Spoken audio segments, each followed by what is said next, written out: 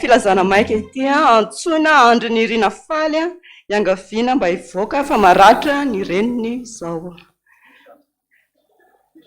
Antsoina andro ny rina faly iangaviana izy mba hivoaka fa maratra ny reniny ao ivelany ao. Etsy amin'ny adventiste hono izy miandry.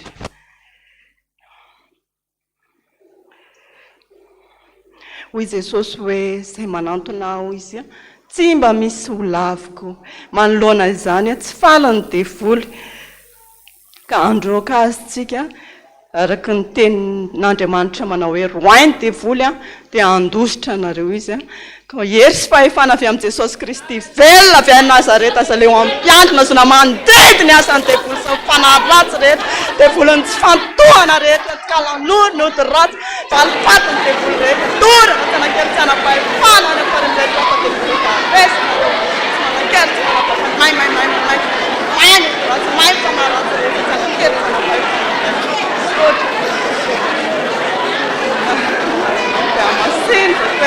masino fanaonao Jesosy misaotra tompoko. Amen. Voninahitra ny eo an'Andriamanitra irery any. Alleluia.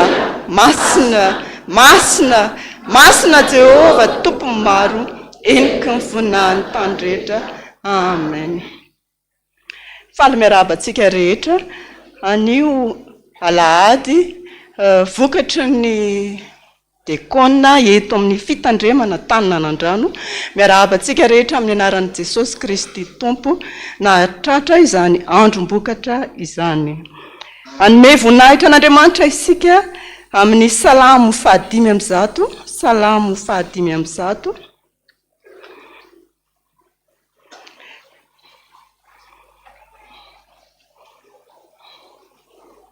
Ny andininy voalohany ka hatramin'ny 9 ary ny hira saotra sy dera, hira fifoazana 9. Ny andininy voalohany sy ny 10. Rehefa hita dia ovakina amin'ny anaran'i Jesosy. Miterahany Jehova, miantsony anarany, atao fantatra any amin'ny firenena ny asany, mirao azy, mankalaza azy, saintsainy mifagagana rehetra ataony, atao vorehary anareo ny anarany masina. Aoka hifalo ny fony izay mitady an Jehova, mitadiava ny Jehova sy ny heriny, ka tsao mandrakariva ny tavany, tsarovy ny asa mahagaga nataony, dia ny fahagagany sy ny fitsarany vavany. Ry taranaki Abrahama mpanompony, dia anareo olom-bo afidy ny taranaka Jakoba. Jehova, izy no Andriamantsika, manerana ny tany rehetra ny fitsarany, mahatsiaro ny fanekeny mandrakizay izy, dia ilay teny izay voafidy no an'ny taranaka arivo mandimby. Amen.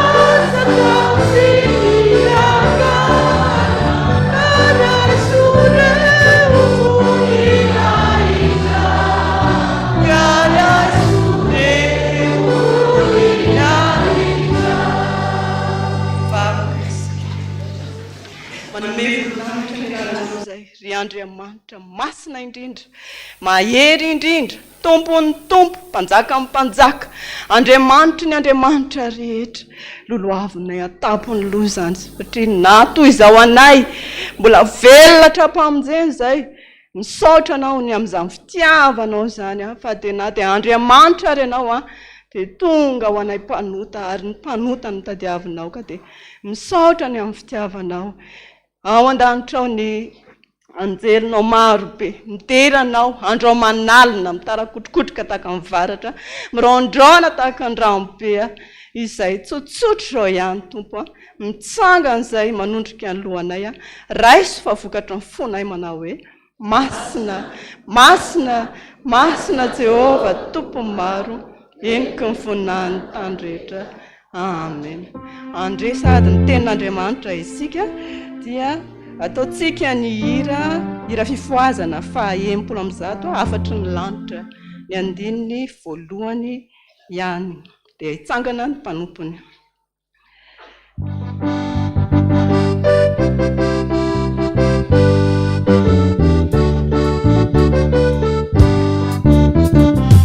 Afatry ny lanitra no amarany, ampitondrany rapany yanarera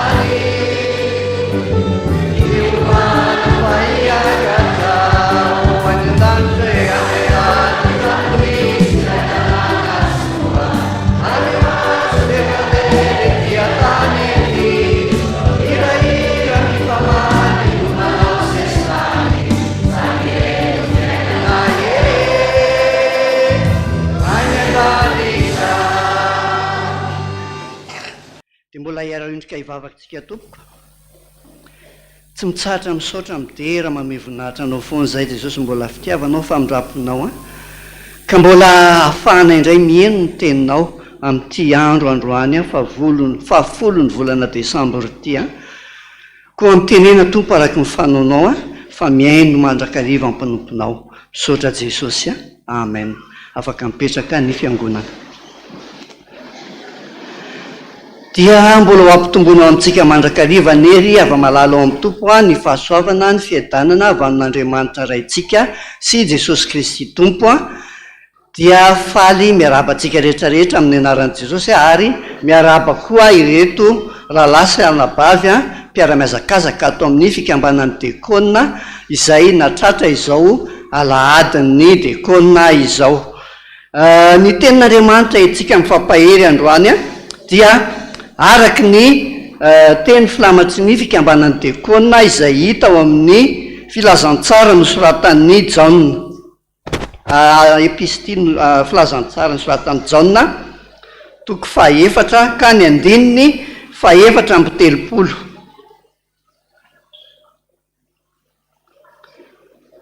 Filazantsara nosoratan'ny Jaona 4 ka ny toko 7:7 izay mivaky toy izao amin'ny anaran'i Jesosy. Hoy Jesosy taminy: ny aniko dia ny manao ny sitrapony izay naniraka sy ny mahavita ny asany. Izany teny izany ry havana dia teny efa filamatry ny diakona hatramin'izay na FPVM ny FPVM, ary tsy miovy izany teny izany omaly anio ary omandrak'izay.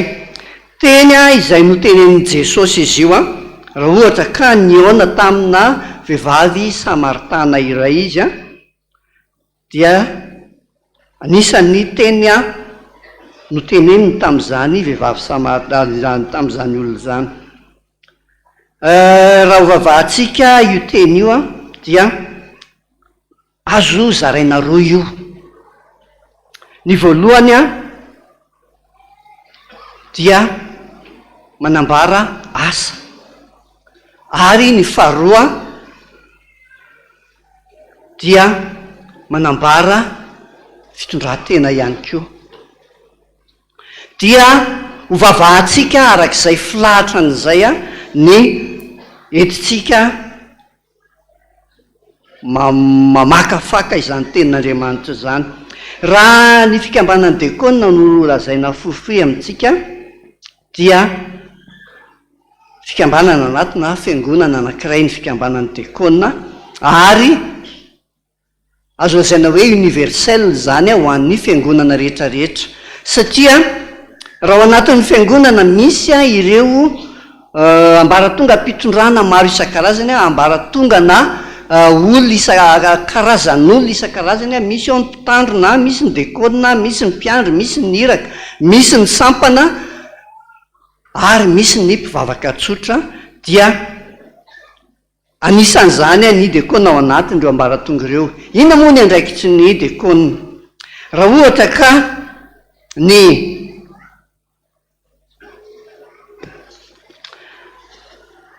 fanekena nataon'ny diakona dia ny asa voalohany asan'ny diakona dia mpiara-miasa amin'ny mpitandrina. Zay aloha ny asa voalohany indrindra izay ilana ny diakona ao anaty fitandremana. Ao anatin'izay fomba moa ny anako rehefa mamava ny andraikitry ny diakona dia raisiko ohatran'ny ao anatina tokantrano anankiray izay ahitana ny ray ny reny izay mpivady zany ireo ao tokantrano ary ny zanaka. Raha ohatra ka izay ny akana ny ohatra zany amin'ny ao anatin'ny ampitahina ny ao anatin'ny fiangonana zay dia ny mpitandrina no atao hoe ray, ny diakona no atao hoe reny, ary ireo ratsa mangaika isan-karazany ao anatin'ny fitandremana no atao hoe zanaka. Inona moa no mahatonga mandray an'izay ohatra kely izay tsotsotro zay? Tsy sanatria akory hoe misoratena ohatra ny voatango ny diakona ao anatin'izay, fa ohatra fotsiny ihany ny tiako hanazavana ny andraikitry ny diakona no nandraisako an'izay ohatra izay. Ao anatina fitandremana dia misy ny atao hoe fitantanana, ary ao anatin'ny fitantanana io misy karazany roa ny fitantanana: fitantanana ara-panahy ary ny fitantanana ara-administratif. Raha ohatra ka misy ny ray misy ny reny dia ilay ray zany hoe ny mpitandrina zany natao hoe mitondra ny fitantanana ara-panahy, fa ny diakona kosa ny atao hoe mitondra ny fitantanana administratif na ara-pitantanana ao anatin'ny fiangonana anankiray.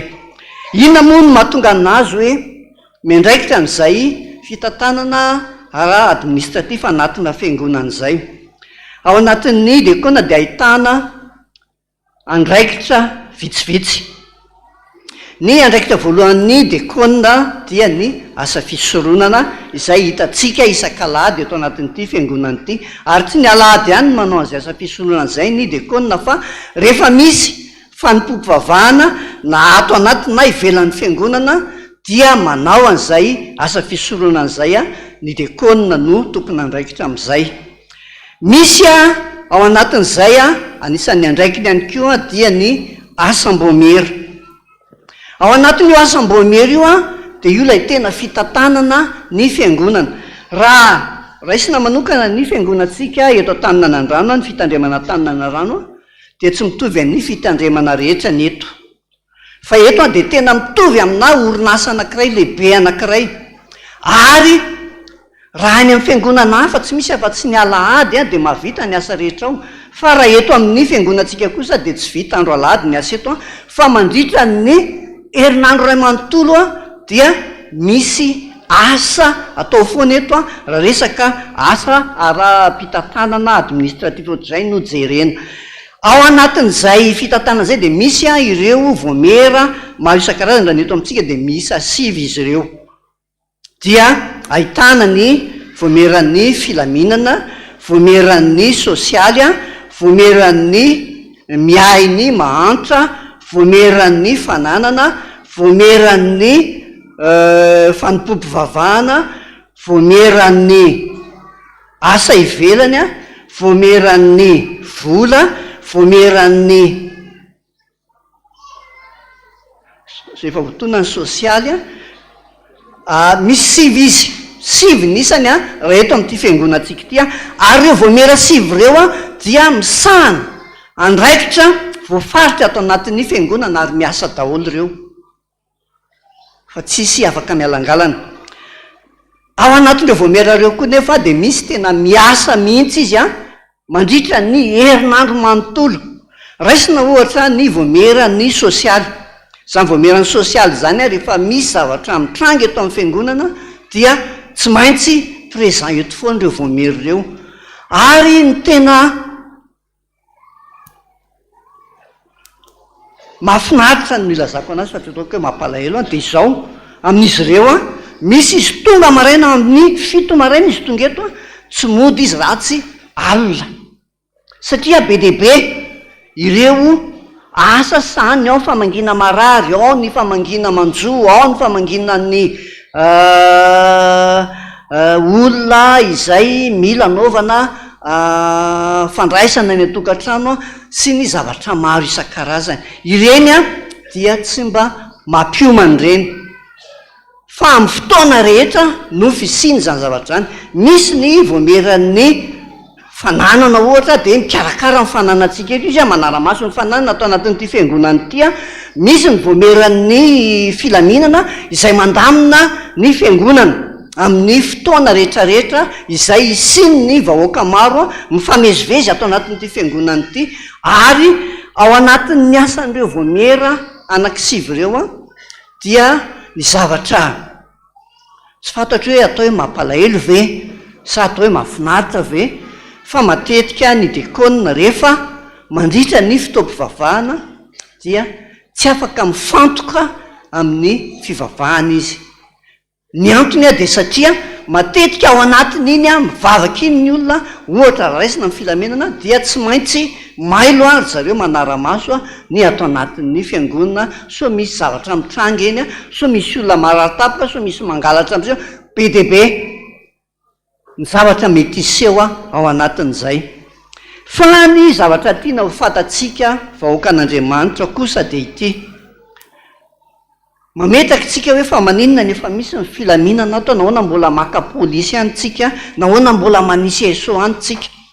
Ny zavatra tsara ho fantatry ny vahoakan'ny fiangonana dia ity: ny diakona dia tsy mahazo miasa ivelan'ny faritry ny fiangonana. Raha ato anatin'ity fiangonana ity dia hatreo am-bavahady any izy no afaka miasa, fa tsy afaka miasa ainy velan'ny vavahady izy. Izay ny antony a tsy maintsy akatsika mpitandro ny filaminana avainy velany a, zay ny antony a tsy maintsy anazivatsika Jesosy mba hijery a ny ao ivelany ao. Matetika mantsika vetivety a de mametsiny hoe nahoana miasa velany a tsy misy an'izao misy an'izao, tena andraiky mihitsy zay fa kosa misy nefa olona miara-miasa aminy a afaka manatanteraka indreny andraiky indreny de mba ireny olona reny a no atao hoe miara-mifanotrona amin'ny voameran'ny filaminana ohatra raha ohatra ka anao a ny asa atao anatin'ny filaminana atao anaty fiangonana ity. Misy ihany koa raha ohatra ka manao karazana fiaonana kalamanjantsika na fotoam-pivavahana kalamanjana, rehefa manao andreny moa tsika dia tsy maintsy voafetra ny toerana iasantsika ao, dia tsy mahazo mivoaka ny fefiny a ny diakona, izay no mahatonga hoe miantso mpitandro ny filaminana tsika andamina ny aria amin'ny arabe aria, andamina ny aria ivelany aria, satria tsy afaka mandeha makany ny diakona amin'izy mampiasa ny fanamina.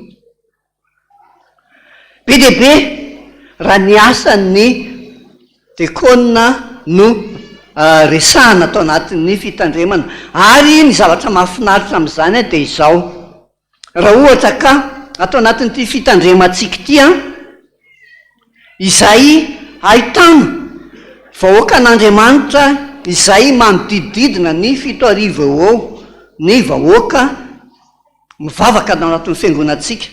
Raha 7,000 zany ny vahoakan'Andriamanitra miasa ato a, tokony diakona any amin'ny 700 ano any zany a no diakona afaka misahana an'izay vahoakan'Andriamanitra 7,000 zay. Noho ny antony maro isan-karazany nefa tsy ampy zay izy zay raha ny diakona eto amintsika, zany hoe ny isan'ny diakona raha ny eto Taninanandrano zany a dia mbola tsy azo lazaina hoe tonga amina norma ilaina ao anatina fitandremana anankiray a, nefa kosa na eo ary zany zavatra rehetra zany a dia mbola nahatanteraka ny adidiny ara-dalàna any ny diakona teo amin'ny fanatanterahana ny asa mahadiakona azy a tato anatin'ny fitandremana. Zany zavatra rehetra zany tsy hoe tantaraina fe tantaraina fotsiny a, fa tsara ny ahafantarantsika vahoakan'Andriamanitra an'izany. Ary ny zavatra mahafinaritra dia izao a, ny diakona raha ny lalàna atao hoe lalàna universel dia tsy mandray karama ireo, tsy natao handray karama ny diakona, tsy mitovy ny asa rehetra zany fa tsy maintsy asa tsitrapo, fa kosa raha hiditra diakona ny olona anankiray a dia any amin'izy vao hiditra izy aloha no manao sao hoe ho vitako sa tsy ho vitako a, fa rehefa mifoatafiditra ao kosa izy a dia tsy manana safidy intsony, fa tsy maintsy manatanteraka ny asa rehetrarehetra izay a ampanaovina azy ao anatin'io a fitandreman'io a mandritra ny fotoana izay anatanterany an'izany asa mahadiakona anazy zany. Zay rehetrarehetra zay a dia ambara amintsika zany a mba tsy hahatonga atsika heritreritra hoe reto diakona reto to misavily voly leran'ny tanàna fotsiny, be nahoana fotsiny, tena salany be dehibe ny fijerintsika azy, fa raha ny tena norma zany a dia mbola tsy ampy nisan'ireo. Raha ohatra ka ho an'ity fiangonana Taninanandrano a misy atsika ity, fa kosa na eo ary zany tsy fahampiany zany a dia mbola navita tsara ara-dalàna ny asany a ireo diakona eto amin'ny fitandremantsika ireo a, fa mbola tsy nisy a ny nitaraitana mepaka, mbola tsy nisy a ny nialan-darana. Na eo azy zany rehetrarehetra zany a dia misy ny fitenenana manao hoe ny ombindray mandro ny tsy ndray ny fo, ary tsy maintsy misy foana ny maningana ao anatina fikambanana iray. Olombelona ireo a tsy tonga lafatra ireo, manana ny fahalemena ireo amin'ny maha olombelona azy, manana ny kilemana izy, ary ny zavatra za tsy hiteny hoe zavatra mampahelo a fa fomba mpiainana zany. Rehefa misy a zavatra tsy mety a dia matetika iny matetika no hitan'ny olona, fa ny zavatra tsara matetika tsy de tazana loatra anatina fikambanana anankiray. Ary ny diakona tena isany tratran'izay toe-javatra anankiray izay, satria na eo azy zany a fandavatena be lehibe zany a dia betsaka ny fanakanana mahazo ireo diakonindreo, na eo aza zay fandavatena afanapoa sy fandozana tokantrano, satria misy amin'izy ireo de tena tsy hita tabloany anatin'ny tokantrano ary indraindray ary tena menomenina mihitsy mivady aman-janaka manao hoe fa any foana ve ny misy anareo, fa izay ve tsy mba izy aty atokantrano aty.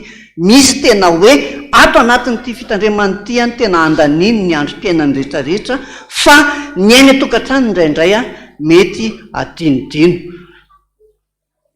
Na misy azy zay a dia mora amintsika ny manakina, mora amintsika ny mametsiny, tsy mametsiny mihitsy any amin'izany zavatra zany, tsy fanomezantsiny ny anany teneniko, fa kosa fanambarana ny zava-misy. Satria fiainany zanak'olombelona izay hoe tsy mahita afa-tsy ny zavatra ratsy zay. Ary zavatra mahagaga atao anatin'ny fiangonantsika, raha zavatra ratsy no tranga ato, misy tantara kely ohatran'ity hoe nisy ny 4x4 nandona alika, 4x4 corando le tena corando mihitsy le 4x4 nandona alika, de voaisaka le alika de vaky ny lohany. De ny tantara le olona anakay hoe tary nisy alika nidongo 4x4 corando de vaky mihitsy ny lohany. De ny epity ny resaka iny de tena nisy 4x4 rehefa nandona olona tonga de mipotsaka ny atodohan'le olona, potsaka ny karandohan'le olona, zay moa le terme nampiasainy. Nandeha indray le resaka rehefa niapita de nisy 4x4 na député tary nandona olona teo amin'ny tena précis mihitsy le toerana, vaky ny karandohan'le olona domin'le 4x4 na député. Ohatra zany le zava-misy eto amintsika, raha misy zavatra anankiray fa mitatra lavabe iny ary lasa vadika zavatra hafa iny rehefa tonga ary aloha ary hoe lasa tsy le zavatra niseho intsony no nitseho fa zavatra hafa tanteraka mihitsy. Zay matetika ny zavatra mitranga ato anatin'ny fiangonana izay ilana fitandremana ho antsika, satria ny zavatra ohatrany manimba amin'ny fiangonantsika ireny. Tsika mieritreritra hoe milaza ny zava-misy ato anatin'ny fiangonana, fa ny zavatra ataontsika de manimba ilay fiangonana izay fanelezana vaovao tsy marina, ary indrindra ny tena tsy vitany hoe tsy marina fa manaratsy ny fiangonana.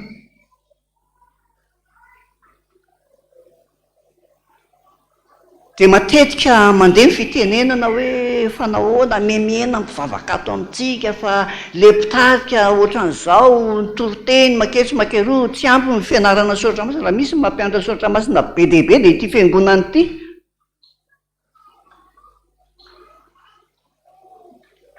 Fa maninona ny olona ny lasa miampitaria ananareny, lasa makary, satria ilay fanaratsiana ataontsika samitsika.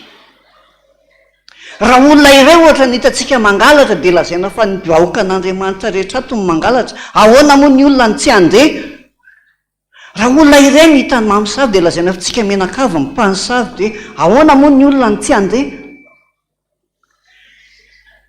Momba ny diakona ny tiako atongavana fa tsy etatsetatsyaritra fotsiny zay rehetra zay ohatrohatran'izay koa ny zavatra miseho ho an'ny diakona atao anatin'ny fikambanana.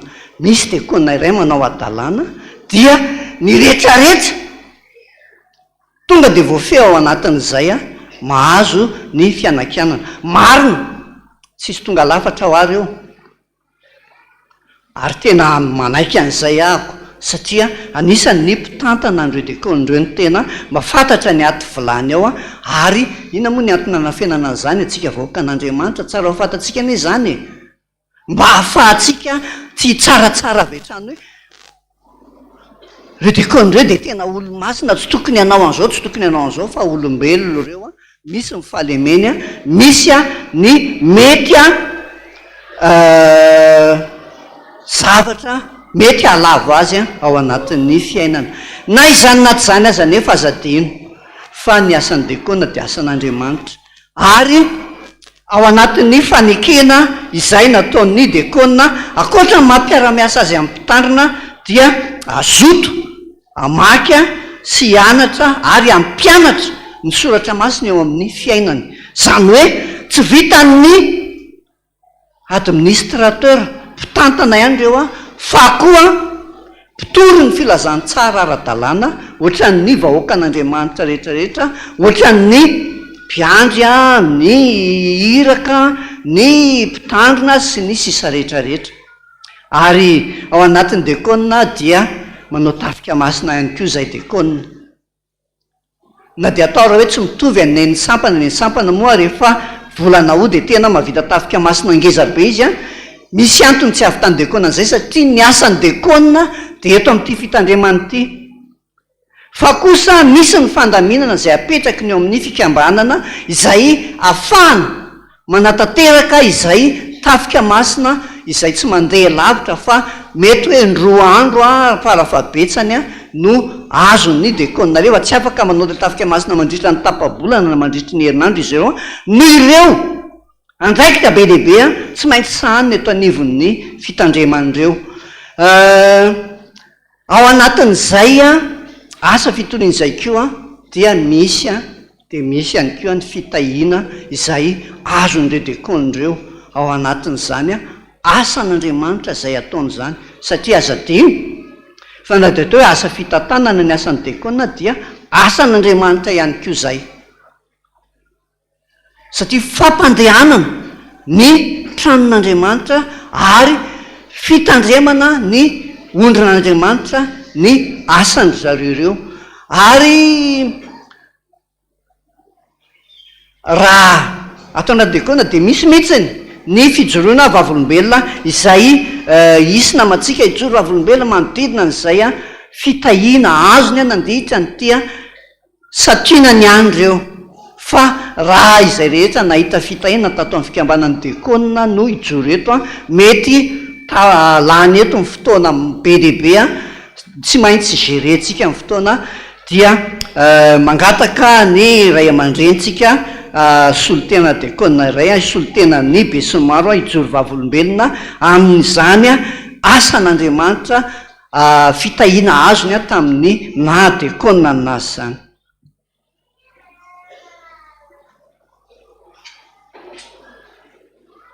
Hivavaka isika, satranao zay Jesosy ny amin'ny fitiavanao a sy ny amin'ny famindramponao a izay nanambinanao ny mpanomponao a dia apetraka finoam-pelantananao zao fijoroana vavolombelona zao voninahitry ny anaranao. Misaotra Jesosy a, amen. Ny joroko vavolombelona eto a dia ny mitahiny Jesosy anay a.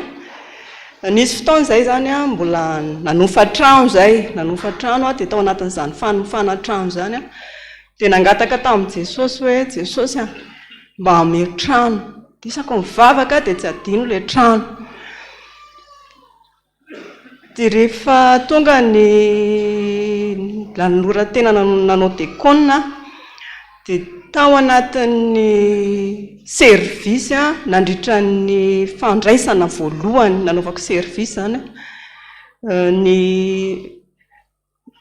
ny herinandro mipaka le alakamisy iny a, tamin'iny no nitenenan'i Jesosy hoe trano ozy izy, tao ansoviko tao na henoko an'izany trano ozy izy, dia heno a Jesosy. Dia teo amin'izay nangataka tamin'i Jesosy a Jesosy aiza le trano, dia nangataka teny foana aman-taonany zany a. Dia taty aoriana nanofy ahako, dia nofy azoko hoe le tranonay le hofana io a nisy camion be anankiroa feno briky teo an-tokotany. Dia niresaka tamin'ny ray aman-dreny ahako hoe zao nofiko a, dia izy hanao trano ry ozy izy. Dia Jesosy atateraho azy zany. Dia ahoana natanterahany zany, ampio a Jesosy. Dia naka-teny, dia rehefa naka-teny a dia ny ten'Andriamanitra azo a dia ny Jeremia 3:30 a. Ny andininy fa 5:10.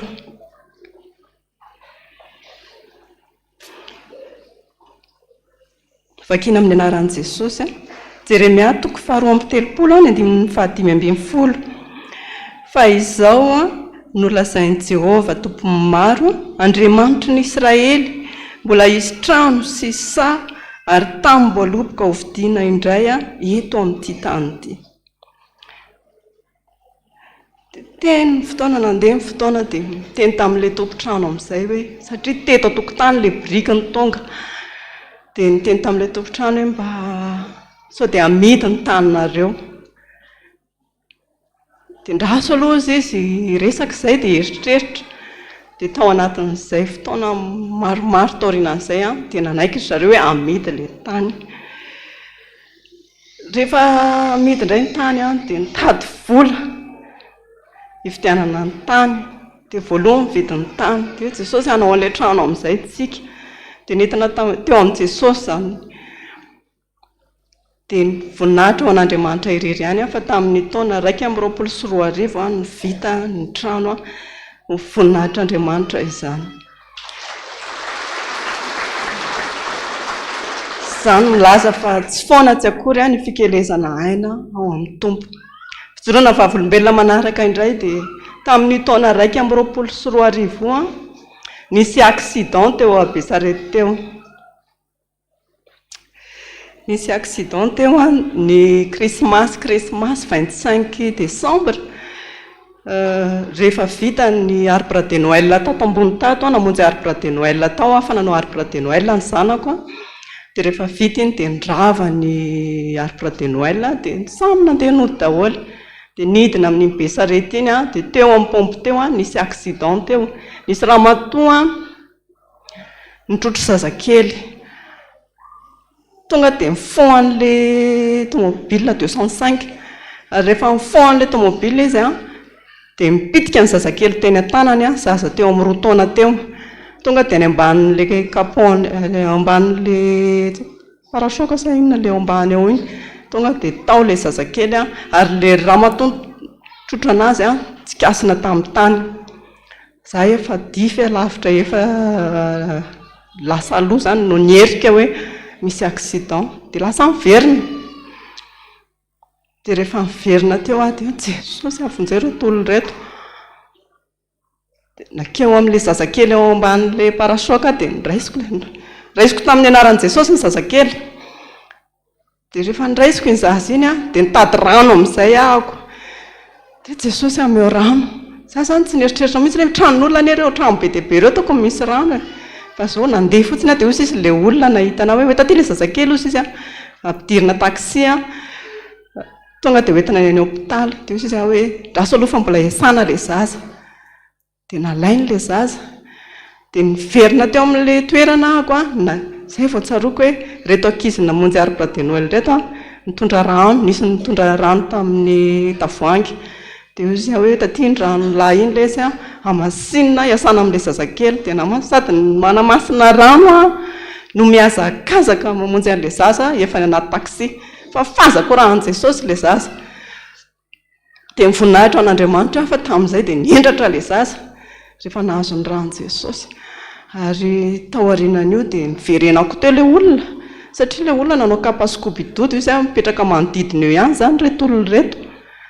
Dia nitadiaviko ilay olona dia nakany an-tranony ahako. Dia aiza ho ilay zazakely.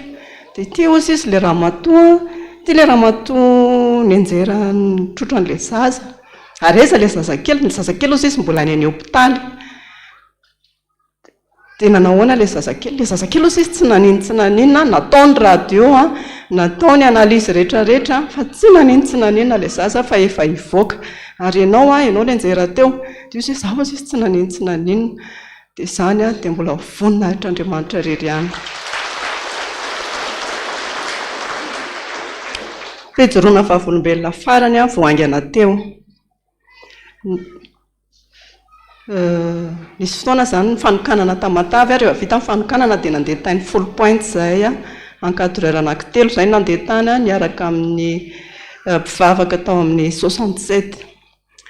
Rehefa nandeha tany izay ny alahady hariva dia zay izany nieritreritra hoe talata alina izay no ody. Kanjo aho rehefa tonga ny alatsinainy dia nisy ny antso hoe misy asa atao izy izy ao Atamatavy ka mba ataovy izy izy fa nareo efa any any. Dia teo izany hoe ahoana izany fomba anaovana an'izany, hanao an'ilay asa tsika sa hanao vakansy. Dia ny alatsinainy izay namonjy ranomasina, ny talata maraina izay namonjy ny asa tao Tamatavy. Teny an-dalana hamonjy ny asa amin'izay izay dia nandeha taxi brosy izay. Rehefa teny an-dalana dia nijanona ilay tomobila nampiditr' olona. Teo amin'ny fotoana izay nijanonana ny tomobila nampiakatra entana ilay sofera. Rehefa nampiakatra entana ilay sofera dia nianjera niaraka amin'ny entana izy. Dia netota be tamin'ny arabe. Jesosy tsy vita izany ilay asa fa taraiky eto tsika. Dia batain'ilay olona ilay sofera.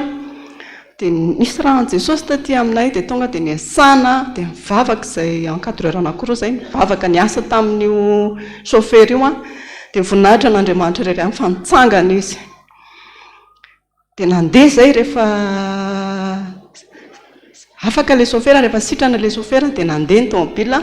Rehefa nandeha teo aloha tao indray izay dia vaky indray ny pneu dia nanolo pneu teo. Teo amin'ilay fotoana ilay nanolonay pneu teo efa nisy accident koa teo tonga izay. Dia nanontany izay hoe fa nisy inona teto, nisy accident teo. Dia ohatrany ahoana ny accident teto? Dia hoe io izy io zaza io sola be ny tanany fa voadonan'io tomobile io. Dia efa ndeha ampidirindry zareo ao anatin'ilay taxi brosy izy niteneniko hoe avilo lesy lahy iasana. Dia mivavaka dia nomena rahan'i Jesosy izy dia nisasana tamin'ny rahan'i Jesosy ny fery tamin'ny tanany izay efa sola be. Izany dia voninahitr'Andriamanitra irery ihany. Misaotra Jesosy fa tanteraka teto amin'ny fijoroako vavolombelona, voninahitra teo anao irery ihany. Amen.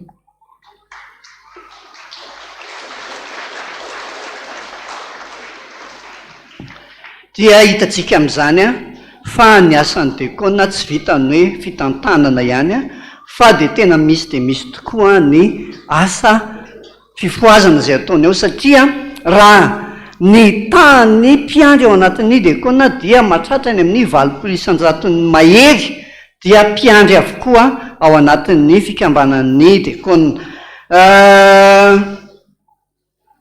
Ny amaranako ny fitoriana ny filazantsara dia izao ireo diakonireo manana ny asa manandraikitra, manana ny sosialy ary manana ireo adidy maro isan-karazany ary indrindra manana ireo asa isan-karazany izay natao ampandehanana n'ity fiangonana ity. Mila vola izany diakona amin'izay ary indrindra koa mila fitondranam-bavaka. Ary ny tena zavatra zavin'ny diakona dia ny fampaherezana avy amintsika mpiara-mivavaka mba tsy ho fanakianana foana ny tonga avy any amintsika fa tokony mba hisy ihany koa etsy andan'izany mba fampaherezana ho an'zareo satria tena ny mafy ny asan'ireo diakonireo. Za miteny aminareo tena mafy ny asa satria raha fandraisana ohatra ny diakona tonga maraina be,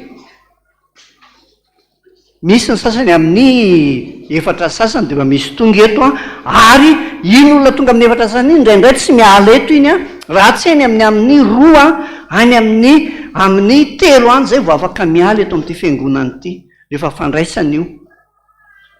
Misy koa ny andavanandro araky ny efa nitantarako anareo teo raha miala maraina any atokantrano izy indraindray tsy mody raha tsy andro alina any anatin'ny tokantrano any.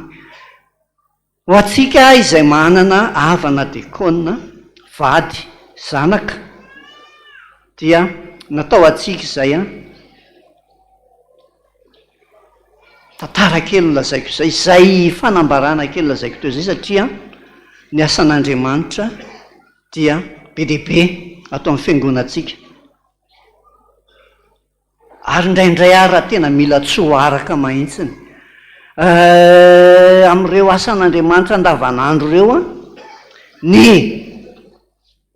mpiasa manana asa zany asa fivelomana dia tsy afaka manatanteraka iny fa misy kosa ireo izay azo lazaina hoe ray aman-dreny efa retirety izy a misy ny sasany a hoe mba manao asa tena sy zany reny a dia afaka manatanteraka zany hoe mifameno eo zany ny asanay ahafahana manatanteraka ary ny zavatra mahafinaritra dia ity a averiko indray a mbola navita ara-dalàna ny asa teto amin'ity fitandremana ngeda be ity a ireo diakona rehetrarehetra izay nanao ny asan'ireo a ao anatin'ny fikambanana diakona dia misy a ny fisindana indroa isa-taona ary ao anatin'ny fisindana io a dia tsy miala sasatra ny atao amin'izay a fa fandiniana ny asan'Andriamanitra ary manomboka maraina parivany andro zany hoe izay tena andaniana vola betsaka dia betsaka ihany koa misy ireo tafika masina izay ataon'ny diakona izay amoahana vola ihany koa ary ny tena raha ny amin'ny fikambanana sasany somary kelikely fa atao amin'ny fikambanana diakona ny asa sosialy a sosialy ao anatin'ny diakona dia tena mahavesatra dia mahavesatra mihitsy a satria io ny tena mandany ny volan'ny diakona noho izany zany a mangataka fanohanana amintsika mpiara-mivavaka amin'ny fikambanan'ny diakona ray aman-drenitsika ireo avatsika ireo ary ireo no mampandeha nyity fiangonantsika ity raha ireo ny reraka dia reraka ny fiangonana raha ireo ny matanjaka dia matanjaka ihany koa ny fiangonana ary afaka miasa tsara ara-dalàna ny fiasan'ny fiangonana eto amin'ity fitandremana ity a koa dia manaty tanana amintsika menakavy zany hoe ataovy izay azonareo atao fanohanana azy ireo a ary indrindra ny tena zava-dehibe dia ny voalazako teo a fitondrana mambavaka sy ny fampahirezana ny diakona amin'ny fanatanterana zany asan'izany a satria mafy ny asany a voninahitra ao anatin'izany a dia ho an'Andriamanitra irery ihany a amen.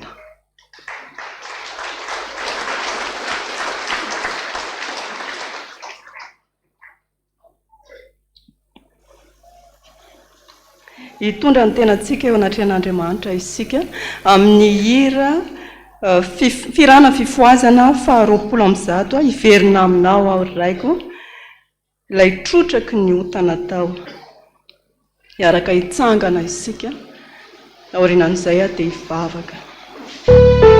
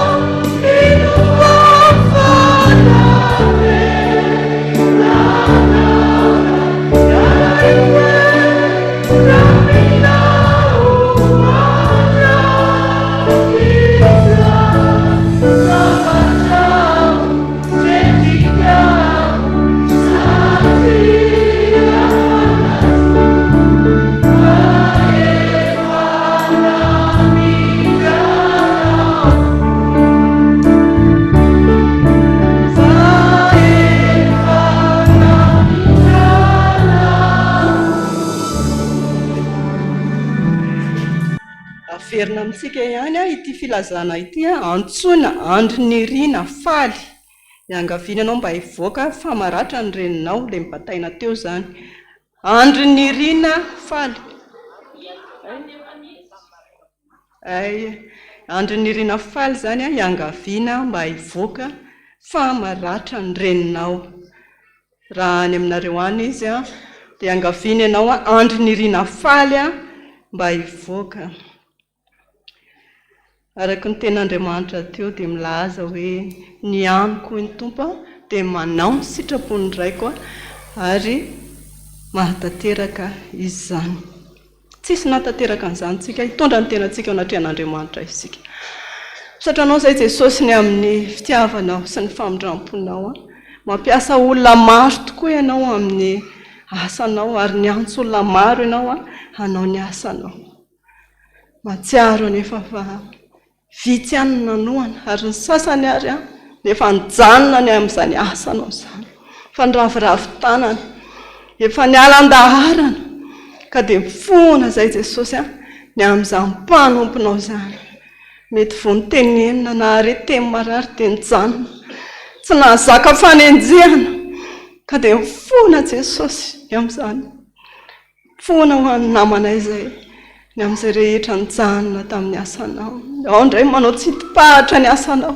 zara raha vita ny asanao dia fonanay aminao izany Jesosy ny amin'izay rehetra tsy fantaterahanay satria dia olombelona ihany tokoa ary izany olombelona izany mampatezitra anao dia mifona izay Jesosy ny amin'izany toetranay izany olombelona miovaova izay fona koa izay ny amin'ny toetranay na amin'ny fiteninay ihany ary Jesosy manafitoana ny namanay manafitoana ny hafa manafitoana na ny ao an-tokantrano ary dia mitondra izany eto anatrehanao izay mangataka izay Jesosy mamindrafo mamela heloko Jesosy ny amin'izao fibebahana farany izao ny hotevoly ny otany Jesosy tsisy ota spesiala ny amin'ny fibebahana farana fa mifahotana ihany ane Jesosy izany ny alanao nenina aminay ka dia mifona izay Jesosy ny amin'ny fahotana ny amin'ny tsy fahamarinanay ny amin'ny fahadalanay fonanay koa Jesosy ny amin'izay rehetra fitondratena ny reto mpanomponao reto Jesosy ao ane Jesosy ny manao anao foana ao tsy manaiky ny sitraponinao nantsoina anao ny asanao be dia be ny nandahy Jesosy dia fonanay izany Jesosy ao tsy manaiky ny sitraponinao fa dia miaraka na ny lahy samy lahy na ny vavy samy vavy ary dia fonanay koa izany fitondratena dala izany ary ao koa ny fitsangajangana Jesosy manaraka izany fonanay daholo izany mampalahelo anao izany tenenina foana izany mba ialanay ary eto izay Jesosy dia manapa-kevitra ny ala amin'izany dia fonanay daholo Jesosy ninona ny tsirairay malala ny fahalemeny mahalala ny fahotany mitondra izany eto anatrehanao dia mifonany amin'ny tsy fantaterahana rehetra mifona koa izay Jesosy no amin'ny mpitondra anay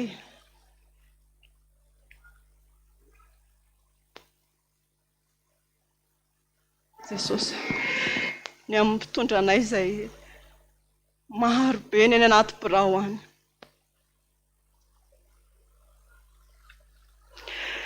mbola betsaka ny manao kolikoly ary ao anatin'izany dia mitondra faisana ny mpanompon'Andriamanitra mamindrafo aminay Jesosy dia marina lasa diso ny diso lasa marina fonanay daholo izany tsy fahamarinanay eto amin'ny tany sy ny firenena izany Jesosy fa maro ny voambaka aty andrenivohitra ka hatrany ambanivohitra dia fonanay izany Jesosy fonanay ny kolokolo manjaka amin'ny tany sy ny firenena fonanay daholo ny adalana rehetra eto amin'ny tany sy ny firenena Jesosy ny tsy fahamarinana rehetra ny fanaovan-dratsy rehetra izany Jesosy fonanay daholo izany Jesosy ny fahotanay izany tsy fahamarinanay izany fahalotonay izany mampatezitra anao ka ny mampatezitra anao rehetra Jesosy dia fonanay tanteraka eto anatrehanao mitady olona ianao anao ny asanao mitady olona ianao mahatoky anao nefa Jesosy maro nefa niala tamin'izany asanao izany ao ny natsoina ho mpiomana sy namaly ao ny mpiandry rehefa nanolo tena fa miverin-dalana maro Katekomena Jesosy efa marina efa na tsy mandray tsony ary fonana aminao zany Jesosy tsotrany tsy matoky anao zay ao koa Jesosy rehefa niala taminao efa tsy nahatoky anao tsony nandeha tany amin'ny filalaovandratsy nandeha tamin'ny fahamamona tamin'ny fitrotoka aoko mbola tavela amin'ny finanam-paraka Jesosy fona ho anisy ireny zay Jesosy mamindra fo Jesosy mamela heloka ianao saotra Jesosy saotra tompoko ho an'izay mibebaka marina hoy Jesosy aminao hoe tsy mba olombelona ka ho tofo aminao mandrakizay ka noho ny amin'ny anarako hoy Jesosy dia hononoko ny fahatezerako ankehitriny zay dia manavao fanolora-tena anay Jesosy hanompo anao zay mandra-piana amin'ny fofonainay saotra Jesosy saotra tompoko faly zay ny amin'ny fitiavanao hoe tsy tonga iantso marina ianao fa mampanota mba hibebaka ka mangataka famindrapo mangataka takampangataka ihany zay Jesosy mamindrafo mamela heloka Jesosy faly zay ny amin'ny famindramponao ka dia iredona ny hirany Davida mpanao salamo zay manao hoe sambatra ny olona zay voavela ny heliny sy voasarina ny fahotany sambatra ny olona zay tsy sainy Jehovah heloka ary tsy misy fitaka amin'ny fanahiny amen mino an'Andriamanitra ilay tsy tokana ny lanitra sy ny tany ary mino an Jesosy Kristy isan'andro zay torotoroana ny fanahiny nateraka marikitsy nizarana tombona tamin'ny azo fijaliana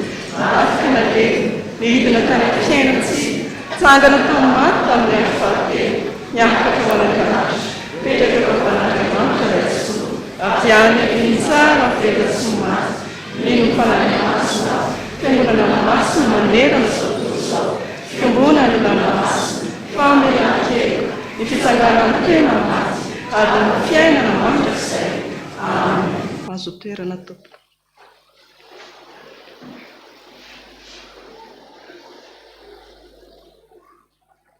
dia mbola faly miravantsika rehetra amin'ny anaran'i Jesosy ary mirava koa ny rahavavy sy ranata rehetra ao anatin'ny diakona amin'izao andro alahady androm-bokatry ny diakona izao maefa be mandrakariva amin'ny asan'ny tompo fa tsy mora ny asa izay atrehan'ny diakona atao anatin'ny fitandremana Taninanandrano be da be ny asa ny fampandehana andrara rehetra araky ny voalazan'ny président diakona izay nitondra ny tenin'Andriamanitra teo atao anatin'ny fiangonana dia hiandry eketan'ny diakona daholy miazakazaka amin'ny lafiny maro ny diakona ary ao anatin'izany betsaka ny zavatra miseho fa ny angatahana amintsika fiangonana mivavaha ho anay diakona anatanterahana ny asa amin'ny fampanandehanana an'izao fiangonantsika izao dia mahereza mandrakariva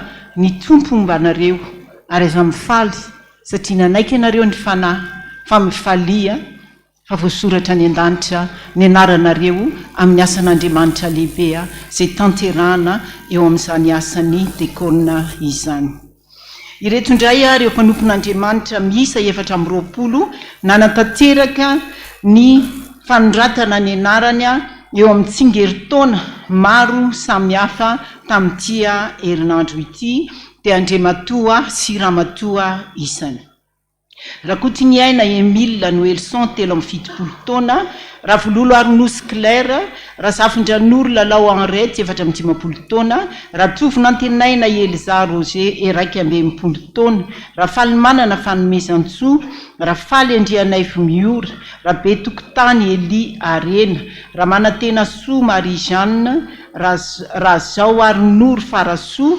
Raolonirina Fanjamalala Ravelson Andri Razafy Maleo Andria Miaromanana Rina Tojo Safidy Rafara Malala Jean Naudet 70 taona Randriambololona François de Salle Rabarnirina Valsou Aïssa 20 taona Andria Nantenaina Luciana 70 taona Randria Nevimanana Nianta Faniry Arvony raha maroson ajanirina raha nay voarisoa josoa raha kotoary malala andria manalina 50 taona raha kotoary vony andritiana 17 taona andriana no hinirina miarosoa 19 taona raha ndria masinarivo oly arsena narindra jesika 7 taona raha ndria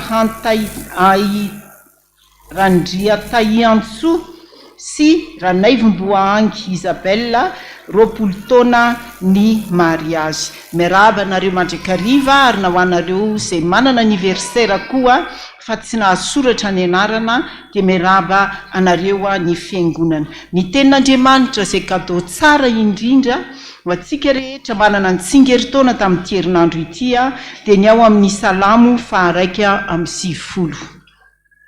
Ny salamo 170 dia ny andininy 420 ka hatramin'ny 490 no kadao tsara atolotry ny fiangonana ho anareo amin'ny anaran'i Jesosy manao hoe satria izaho no ndraiketan'ny fitiavany dia hamonjy azy aho. Anatratra azy ho any amin'ny avo aho satria mahalala ny anarako izy. Iantso ahy izy dia hamaly azy aho, eo aminy aho raha ory izy, hamonjy sy hanome voninahitra azy aho, ovokisako fahaela velona izy ary asehoko azy ny famonjeko. Amen. Iara hitsangantsika fiangonana hivavaka ho an'ireo mpanompon'Andriamanitra ireo. Voninahitra ny eo anao ry Andriamanitra ray, zanaka fanamasina, lay tomponay sy mpanjakanay, lay Andriamanitra mbola mamelona anay, matovy velonaina, tsapa aminjena, afaka miteranao, manome voninahitra anao, manolotra voninkazo anao eto amin'ny tempolonao masina indray tamin'ity andro androany ity. Ireo ny mpanomponao Jesosy nitononona teo ny anarany, misy koa ny tsy nahasoratra fantatra eo tsirairainy amin'ireny. Tehirizy mandrakariva eo aminao izy ireo. Maro ny karazan-taonan'izy ireo izay nentiny teto aminao, hisaonana anao, niderananao, nankalazananao, fa ny angatanay aminao Jesosy jereo tsirairainy amin'izy ireo. Fantatrao ny anarany, fantatrao ny momba azy, fantatrao ny manahirana azy, fantatrao ny adi-tsainy, ka dia tongava Jesosy satria ampony zanany fahasoavanao ary ny fangatanay fiangonana na dia izay tsy nangatany ary amin'izao andro tsingeritaonan'izao dia mba homeo azy izany satria mba hahafantarany ahalalany fa mandinika ny vo sy ny fo ianao ary mahalala ny momba azy rehetra. Amin'ny anaranao Jesosy no angatanay sy anaovanay izany vavaka izany, fa ny voninahitra dia ho anao rery ihany. Sotra Jesosy eo. Amen. Petraka ny fiangonana.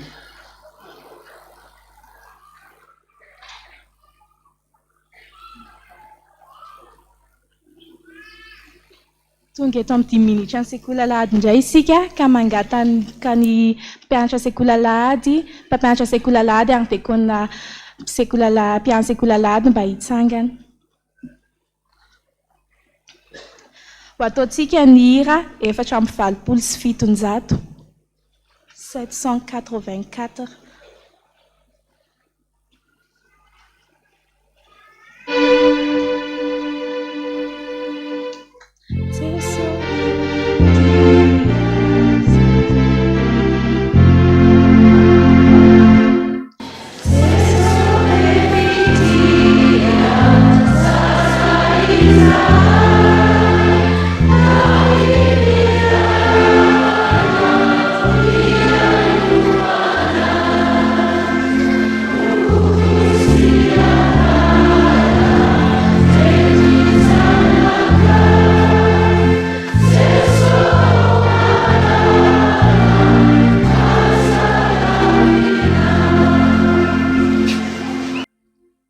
Ivavaka ary sika mbola misaotra anao indray izay tompo malalo fa tonga ny fotoana izay amezana voninahitra anao ary ampitahina ny ankizy rehetra ny teninao. Misaotra raio. Amen. Tantara kely avy hatrany rakizy no tantaraina amintsika androany. Indray andro ny rakizy raha nandeha tsena ny dadany ka natsapany toetranyireo izanany hoe raha metraka arivo ariary ao ambanin'le vazy izy. Nisy vazy tsara tarehy izay eo ampovoan'ny tranony zareo ka nametrahany arivo ariary tao ambaniny. Andeha tsena amin'izay izy dia nanoteny areo zanany, rakizy andeha tsena dada fa rehefa endry tsara nareo dia hitondrany dada goûter. Eny dada, dia aza kitikitihana ny zavatra atao trano indrindrandrindra fa io vazy eo ampovoan-trano io. Eny dada ozy izy zareo. Lasa ny dada nandeha niantsena.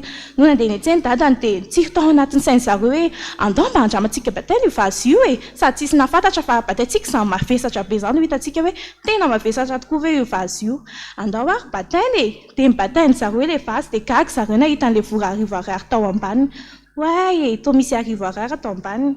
Andao aky alaintsika io dia zaraintsika 500 ariary avy ny antsika amin'izay dia manana goûter tsika. Averintsika amin'ny plasiny tsara dia tsy fantatry dada sy neny hoe nisy naka ilay izy. Ndao ary bataina dia nibatainy zareo ilay izy. Rehefa nibatainy zareo ilay izy dia nalainy zareo ilay arivo ariary. Dia napetraka zareo tamin'ny plasiny tsara dia tsy fantatry ny dadany hoe nisy nibata ilay izy. Tonga amin'izay ny dadany nijery tamin'ny plasiny tsara mihitsy ny vazy. Dia ozy izy hoe tena endry tsara mihitsy izany zanako izany tsisy nikitikitika mihitsy tato an-trano. Eny dada endry tsara izay. Eny ary omeko goûter amin'izay nareo fa tena endry tsara mihitsy. Batainy dada avy eo ilay vazy nefa tsy tao tsony ilay vola. Nanontany dada hoe fa iza no mibatan'ilay vazy teto? Natahotra izy dada niteny hoe izay dada mibatan'ilay vazy teto. Nisy vola tato sy izy arivo ariary dia nalainareo. Nefa saika omeko anareo atao goûter iny noho izany tsy mahazo goûter tsony nareo fa ho eto aty ilay arivo ariary. Rakizy mba manaraka ny tenin'ny ray aman-dreny tsika indrindrandrindra ny teny izay ampitanantsika ao amin'ny sekoly alahady. Ndao ny jerentsika ao amin'ny ohabolana faha-efatra andininy voalohany rehefa hitantsika dia vakitsika amin'ny anaran'i Jesosy.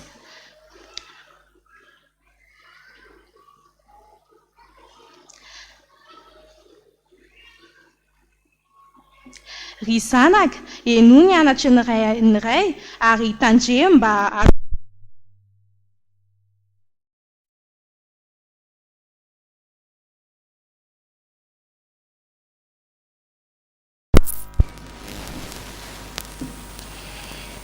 amin'ny anaran'i Jesosy. Ry zanaka, eno ny anatry ny ray ary tandre mba azonareo ny fahalalana tsara. Amen.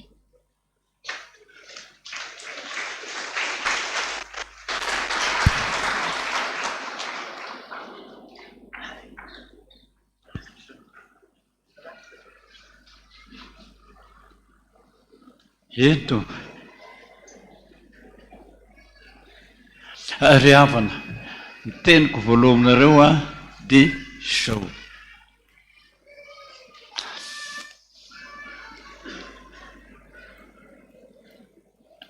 andro fitsarana zao,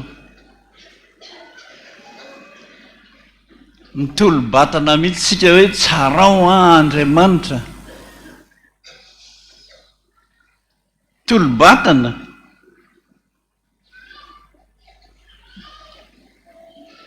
zay nahatonga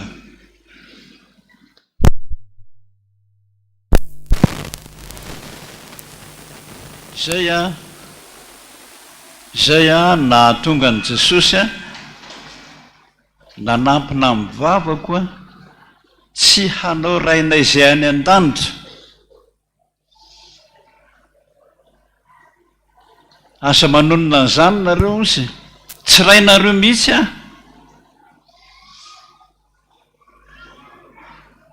zavatra lazaiko aminareo tanterahana aloha. Samio mitondra ny teny eny amin'Andriamanitra hoe tsarao efa betsaka noho ny teny, betsaka ny antso, ary manantena antsika rehetrarehetra mahasamy eo aminy. Fa na dia niraina izany an-danitra aza tsy navelan'ny tenenina. Mahafisofina ny ianareo izy, tsy fantatrareo mihitsy ny zavatra ho avy. Dia hiakatra ny tanako ametraka tsodrano ny tazoniny. inona ho zao nitsodrano menao azy ny arivan'iny zany tadidio tsara ozy a Jakoba sy Esau samy nangataka tsodrano izy roa lahy. Jakoba no fa nahazo tsodrano dia ozy Esau hoe za mihitsy ny tena izy data, za tsofina rano. Dia hoy Jakoba hoe inona tsony moa ny tsodrano mekonao io? Tandrefa misy fotoanany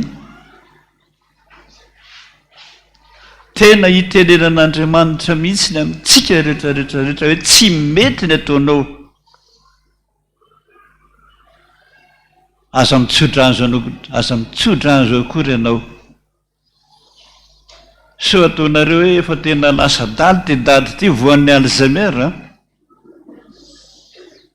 Adino ny raina izay ny an-danitra, adino ny tsodrano, fa rehefa tsy avela ny tanako a tsy miakatra mihitsy io, tapena ny vavako a tsy miteny mihitsy io. So ataonareo kinangananga mihitsy fo izy hoe mba hateneny ny olona hiaino izay lazaiko, lazain'Andriamanitra io. Fa rehefa ataonao zavatra kely ane zany ka tena tezitra aminao izy, ary io no nataoko hoe tsy misango mihitsy ane izy rehefa tezitra. Aoka zavy zay, aoka zava aminareo zay. Mitohy ny fotoana mbola hibebahanao, adininao mihitsy ny habeany zany afatra zany. Tsara ho Andriamanitra, adininao mihitsy ny habeany zany. Avy renindray raha riva mangatà mihitsy amin'Andriamanitra, be dia be nefa teneniny hoe tsy mety aminao. Miaraka amin'io zazalahy io mamono sofina ianao, mangataka ihany, mangataka ihany, mangataka ihany, mangataka ihany. Dia hoy izy tapenako ny sofina, zany no tianao. Azafady amin'ny teny an'izany, efa tezitra izy mitomoto miteny an'izany. Tsy fantatro anao izay ataonao e, tsy fantatro mihitsy izay ataonao. Zazakely vita batisa raha ny tongavany tao an-trano, tongavany eny an-tokotany amin'ny andro atoandro, atoandro zany rakizy, andro atoandro zany tsy nofo zany safosafony ny lohany, nataony bizou noorokorohany, verenany ray rapitso, tena tia avy ianao, eny Jesosy, zoary alaiko anao. Lazainy any reniny zany tomany reniny, nandoaly tsanjato amin'arivo. Dia olona vita batisana io Jesosy fa foina reo hoahy.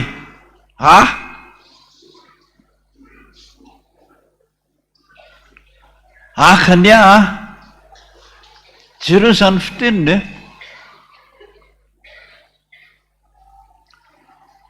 fa nandritra ny andro rehetra herinandro tombany foany reniny. Izay hitadiavin'Andriamanitra aminao io. Sotonareo tsinitsininy zany raha io fianaran'io tsy anontaniana ho aminy fa mahatezitra azy, ny filera ataonao io mbola ataonao ihany. Dia izay koa zay ny ianao ary rehefa miteza izy hoe akanao raha pitso, tsy azonao laizina mihitsy zay hoe fona hoe fona hoe fona hoe non. Paikany amin'ny valo miala eto ianao, efa nataony daholo zany asehona anareo. Ambay endry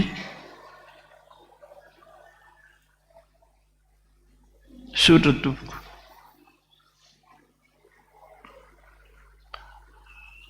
Anao fanatitra izao ho an'ny diakona na ny tany mihitsy hoe inona marina moa no tena mba vita nareo. Nareo ve manao tafika masina oatra ny sampana rehetra nefa manao vokatra oatra ny sampana rehetra? Eny tompoko, tsara zany. Lazaina teo moa sa tsy lazaina teo fa nisy ny aso vetivety teo. Sampana rehetra mahavidy tômôbila maro fa tsy ny rehetra. Sasa mbola tsy nahavita. Nareo manahoana? Nahavidy sono, nareo manahoana? Zao nahavita fiangonana dia lasa foana ny saina hoe inona no ataony reto diakona reto. Dia aza ataonareo kely ny fandaminana na taom-piangonana fa tsy zavatra mora zany.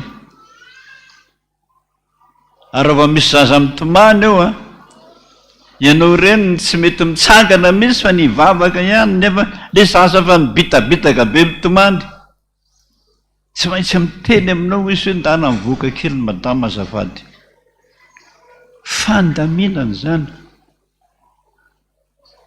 Fandaminana. Nisy mpangalatra niditra teto, tsy vitanareo zany. Milaza ny polisy, milaza ny Jesosy, sambotra ireo diakona mibahana ny fiangonana mba tsy ho tafidy rato.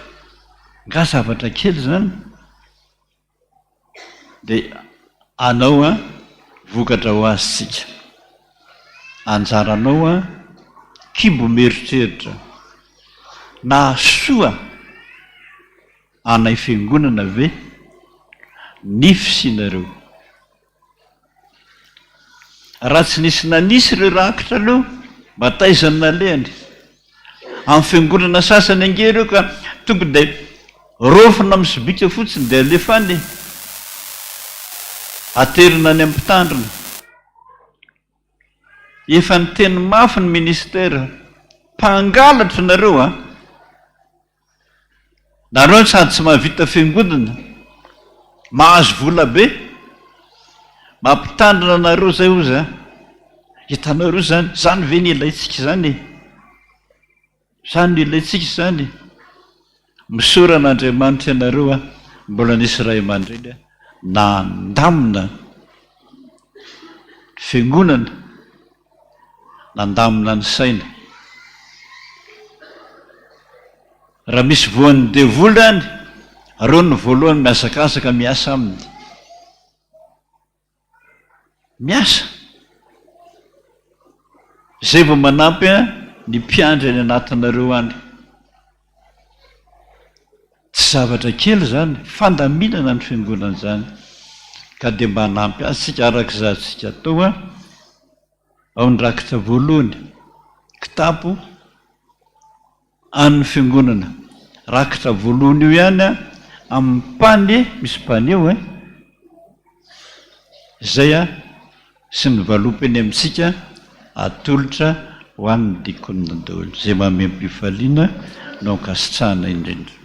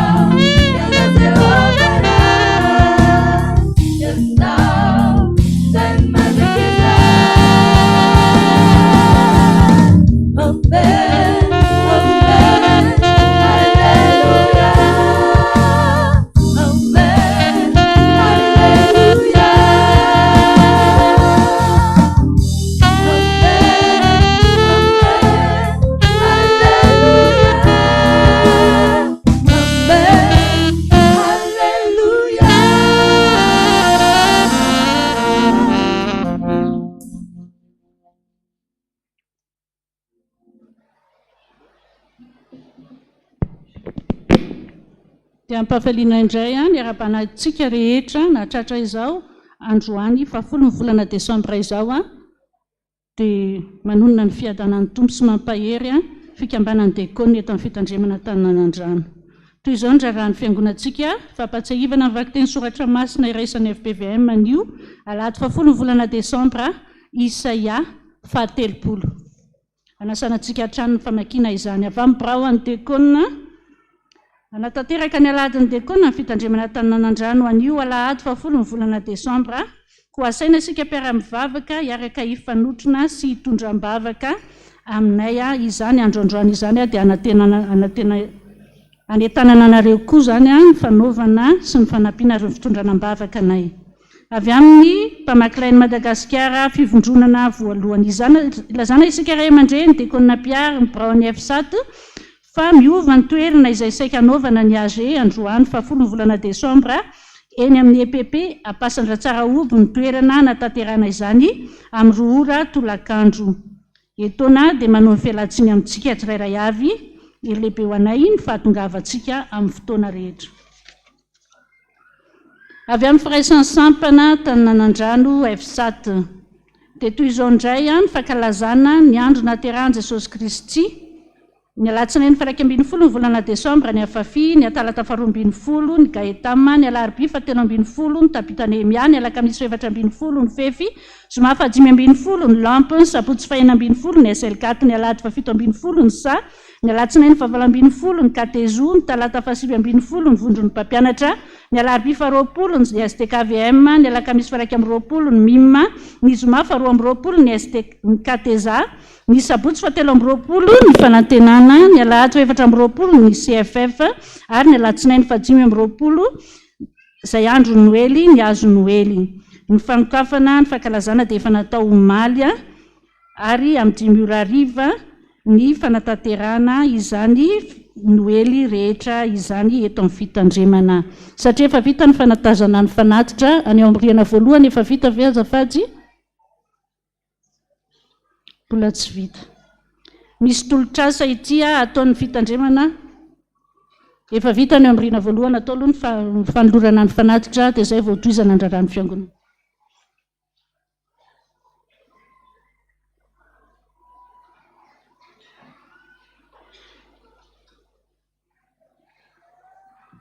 Jero tsara aloha ny vaky tenitsika androany isa iatoko fahatelopolo teo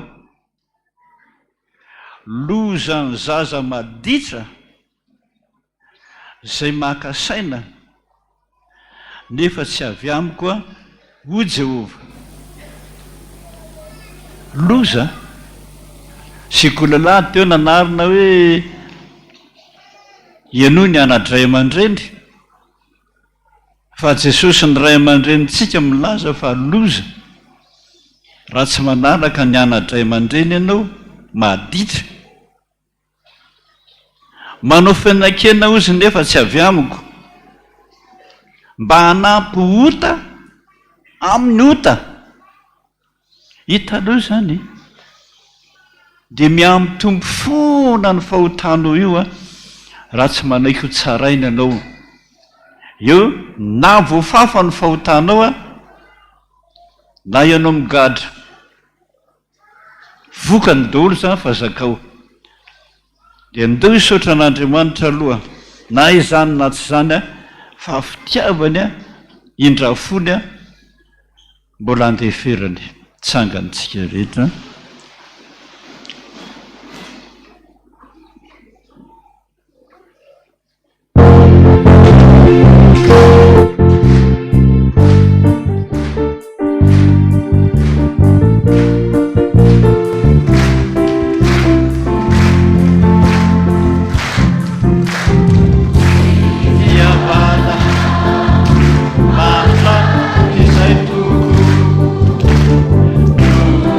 Come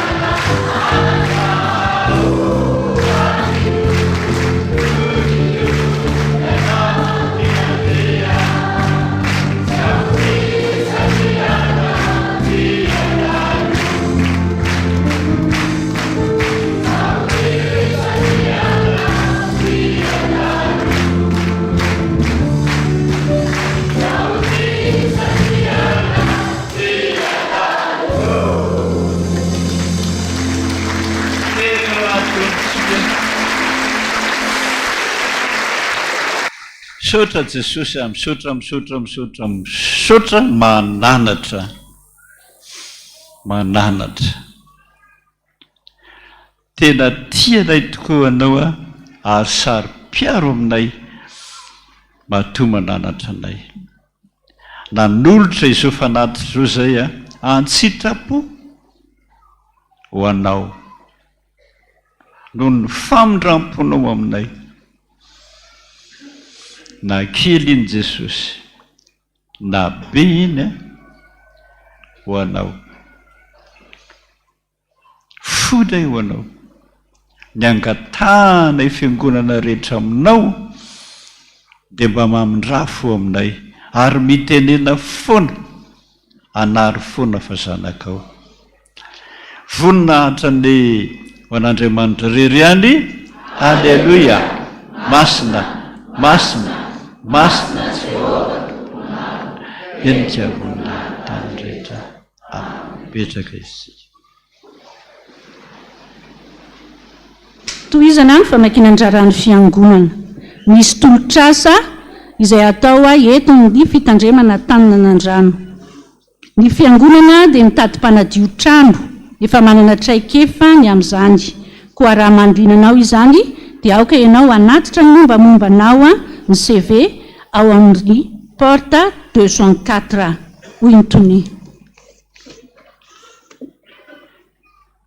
filazana iangaviana isika mba tsy hanipinipy any ivelan'ny tavoangy na ny zavatra izay avy nampiasaintsika avy any amin'ny rihana voalohany, faharoa, fahatelo ary ny fahefatra mba hitsinjovana ny fiarahamonina. Entanina koa isika rehetra mba samy hanaja ny fahadiovan'ny trano fidiovana na ny WC ohatra tsy fanariana kosin-jaza fa atao amin'ny tranon'Andriamanitra isika. Anentanana antsika izany rehetra izany. Avy amin'ny sapana fanantenana, fampidirana mpikambana vaovao sy fanavaozana fisoratana anarana.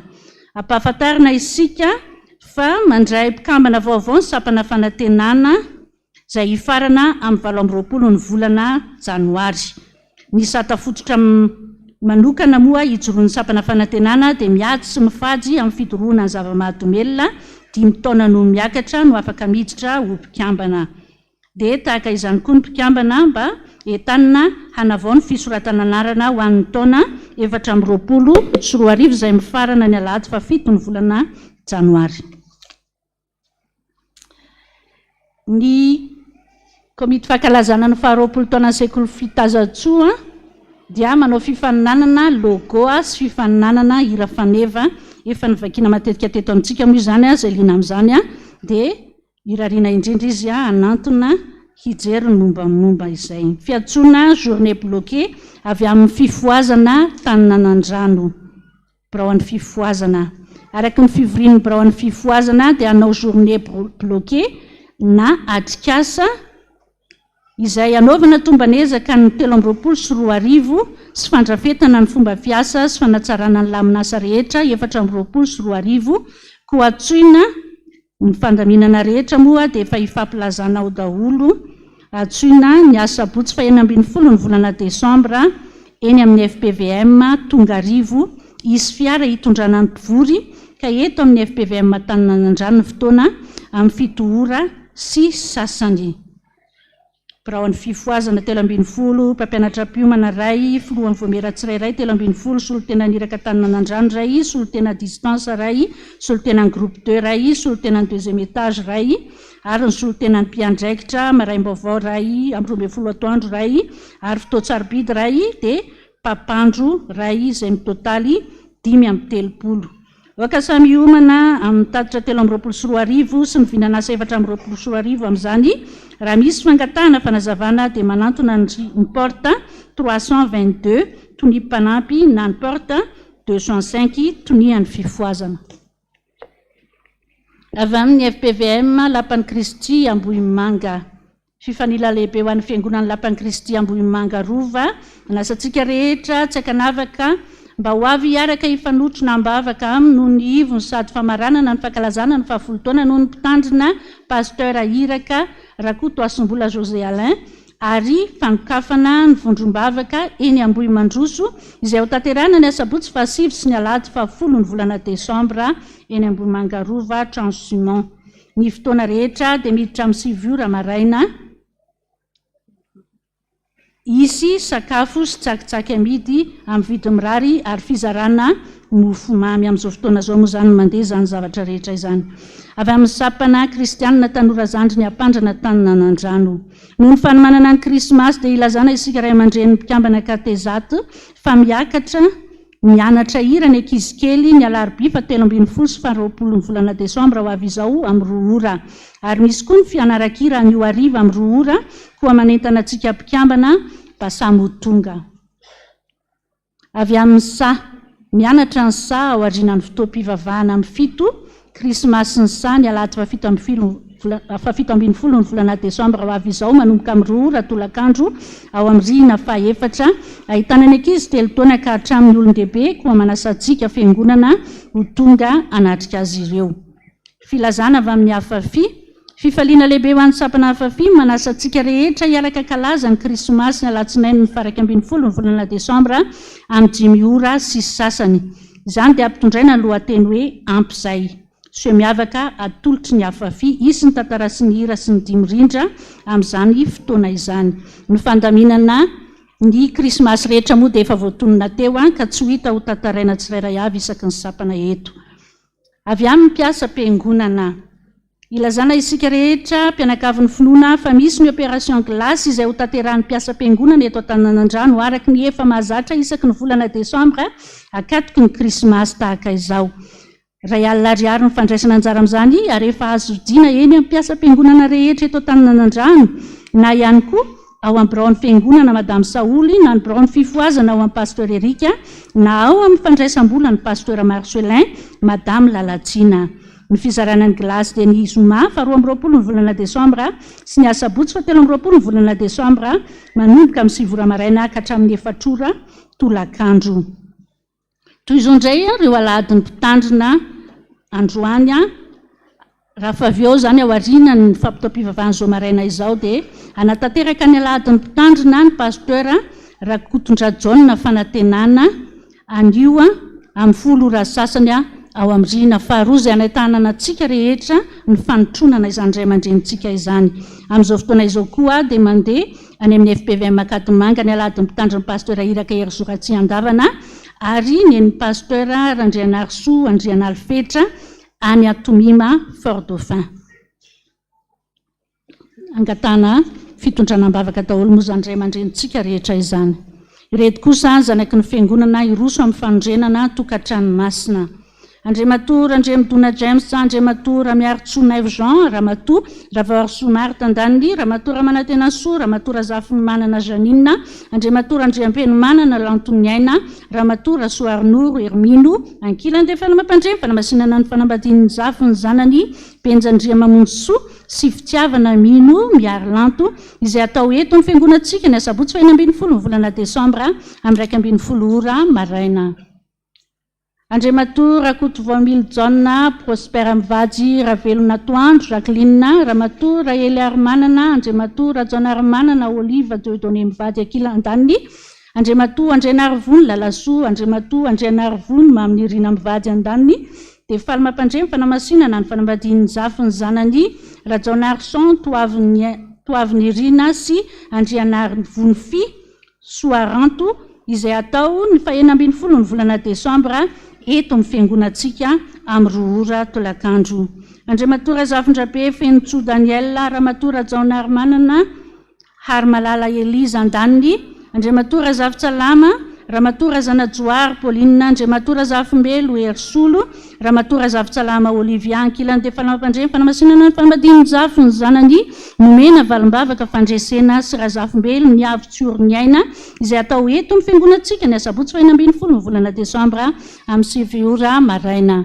Andriamatoa Zanarso Noeline, Razaka Armanana Justin, Ravoar Malala Faraniana Yolande, Rakotoarso Yvon Charles, Ravoar Manga, Noroasina Valso Andani, Rasoa Malala Janine, Rakotoniaina Jean Alain, Lalaina Artso, ny rianitra Valeria Akilany dia fanomam-pandreny fanamasinana ny fanambadian'ny zanany Rakotoarsoa fitahinana tolotry ny avo anjara asina sy Lailanartsoa Anjaniaina Stefania izay atao eto amin'ny fiangonantsika ny asabotsy 20 ny volana Desambra amin'ny 20 ora maraina. Andriamatoa Andrianarjona solofiny aina mivady andaniny Andriamatoa Andriamarjona janvier mivady Akilany dia fanomam-pandreny fanamasinana ny fanambadian'ny zanany Andrianarjona Ravo sy Andriamamjona miaina izay atao eto amin'ny fiangonantsika ny asabotsy 20 ny volana Desambra amin'ny 10 ora maraina. Andriamatoa Rakotomanana Heriniaina Ramatoa Ramanandrosoa Radombolatsina andaniny Andriamatoa Razafy Mahefa Ignace Christophe Ramatoa Ranaivson Fanjamina Ankilany dia fanomam-pandreny fanamasinana ny fanambadian'ny zanany Rakotomanana Toky Anjaniaina sy Razafy Mahefa Faliarsoa Sarika izay atao eto amin'ny fiangonantsika ny alakamisy 20 ny volana Desambra amin'ny 20 ora maraina. Andriamatoa Rasoanaivo Emmanuel mivady Andriamatoa Razanakoto Naime mivady Rasoanaivo Solofitery Rasoa Armalala voanginy Rina Lidia andaniny Andriamatoa Ranaivo Arsoa Jean-Claude Olivier Ramatoa Armalala Julienne Saondra Akilany dia fanomam-pandreny fanamasinana ny fanambadian'ny zafy ny zanany Rasoanaivo tolotry ny aina Fanomezantsosy Armalala Sandasoa Santi izay atao eto amin'ny fiangonantsika ny alakamisy 20 ny volana Desambra amin'ny 10 ora maraina. Andriamatoa Andrianarsoa Satamasoa Rajanarvelo Ramatoa Ramarson Noroarmanana voangy andaniny Andriamatoa Rasoa Arnoro Augustine Ramatoa Zakason Hajamanana Bien-Aimé Ramatoa Vololony aina Lala Rivolisy Ankilany dia fanomam-pandreny fanamasinana ny fanambadian'ny zafy ny zanany Rajanarvelo Tinasoa Enkaja sy Razakason Jessie Karina izay atao any amin'ny atorium espace Anjomakely ny asabotsy 17 ny volana Desambra amin'ny 7 ora maraina. Andriamatoa Andrianarvelo Faly Ramatoa Ravoarmanana Noeline andaniny Andriamatoa Rajanarvelo Mirana Arlala Ramatoa Nivo Lalaina Odoni Ankilany dia fanomam-pandreny fanamasinana ny fanambadian'ny zanany Andrianarmanana Heriniaina sy Tsioriniaina Natasha izay atao eto amin'ny fiangonantsika ny asabotsy 17 ny volana Desambra amin'ny 20 ora atoandro. Andriamanjakanalina Hery Maxime Rahasmanana Fanjolga andaniny Andrianarvelo Sylvain Pasteur Ahiraka Rafaralalao Marie Sylvia Augustine Ankilany dia fanomam-pandreny fanamasinana ny fanambadian'ny zanany Miasina Andi Finaritra sy Andrianarvelo Fenso Fanambinana Sylvia izay atao eto amin'ny fiangonantsika ny alakamisy 20 ny volana Desambra amin'ny 20 ora maraina. Andriamatoa Rakotondramanana Ramatoa Razafindramavy Martina Ramatoa Ravarsolo Antriniaina andaniny Ramatoa Razafilina Pierrette Andriamatoa Rakotozafy Alfred mivady Andriamatoa Rakotomampiona Manandray be Josefa mivady Akilany dia fanomam-pandreny fanamasinana ny fanambadian'ny zafy ny zanany Randria Fanomezantsoa Tolojanahary Miray sy Rahariny aina Mampiona Tafita izay atao ny alakamisy 17 ny volana Desambra amin'ny 20 ora eto amin'ny fiangonantsika. Ramatoa Rafalimanana Florina Andriamatoa Bearson André mivady andaniny Andriamatoa Marzatoa Vernesta Andriamatoa Rasoamaka Andriamanandro Fiscal Jocelyn mivady Akilany dia fanomam-pandreny fanamasinana ny fanambadian'ny zafy ny zanany Bearson Sitraka Lalaina sy Rasoavelonoro Faly Nantenaina izay ataony azoma 17 ny volana Desambra amin'ny 4 ora maraina eto amin'ny fiangonantsika. Raha misy mahita ny tsy mamety na namasinana izany fanambadiana izany iangaviana indrindra izy anantona indray mpitandrina melohan'ny fotoana voatondro dia toy izao indray ireo avantsika tramanjo. Vakina misesy amin'ny finoana sy ny fanantenana fitsanganan'ny tena maty Nodomandry Rahery Armanda Jeannot Stéphane CFF mpiandry promotion fandresena Nodomandry ny alatsinainy 4 ny volana Desambra teo amin'ny 12 taonany. Hoy ny reniny raha mino arysoa ny vadiny raha vao ary velo miady antsoa ny zanany efatra. Ny nofiny a dia hiala ao an-tranony a efa vita ny fandevenana tamin'ny fahaenina ny volana desambra tany amin'ny fasan-drazany Anjanadoria. Nodimandry teo amin'ny fafito amby fitopolo taonany ny zoma fa 420 ny volana novambra Rakotondrajo 7e izy hoy ny vadiny Ravaonasolo Lucie Esther ny zanany solotenany Rabearsorado sy Ramaoly Arso Olga diakona groupe 3 ary ny prêt-à-pot aminy miisa 5. Ny nofiny a dia efa vita fandevenana tamin'ny fahaenina amby 20 ny volana novambra ny fianakaviana namela fararakitra 250 000 francs. Dia Andriamanitra tompon'ny fampiononana tompoko no iritsika indrindra piona izany fianakaviana tramanjo izany. Rakim-pisaorana misaotra betsaka Jesosy da mifitahinao rehetra sy ny nahatratrarako ny 420 taonako apetrako ampelantananao ny fiainako manontolo tiako ianao Jesosy vola raha etsy ariary ka ny 60 000 ariary anampiana amin'ny pasteur any ambanivohitra 40 000 ariary ho an'ny mahantra.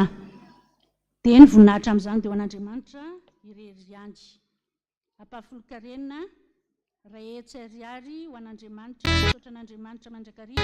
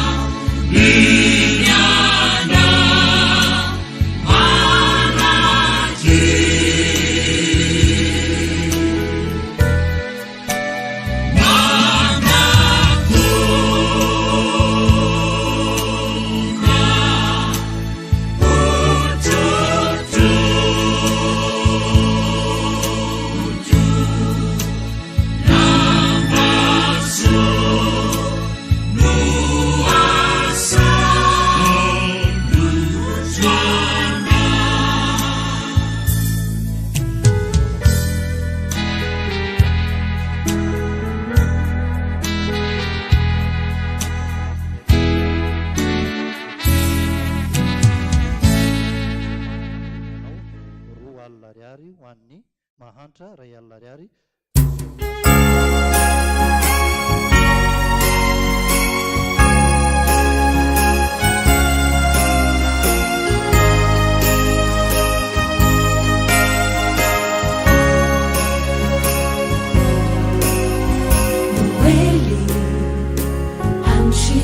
Lehibe tokoa na ekenao antsitrapo ho tonga ety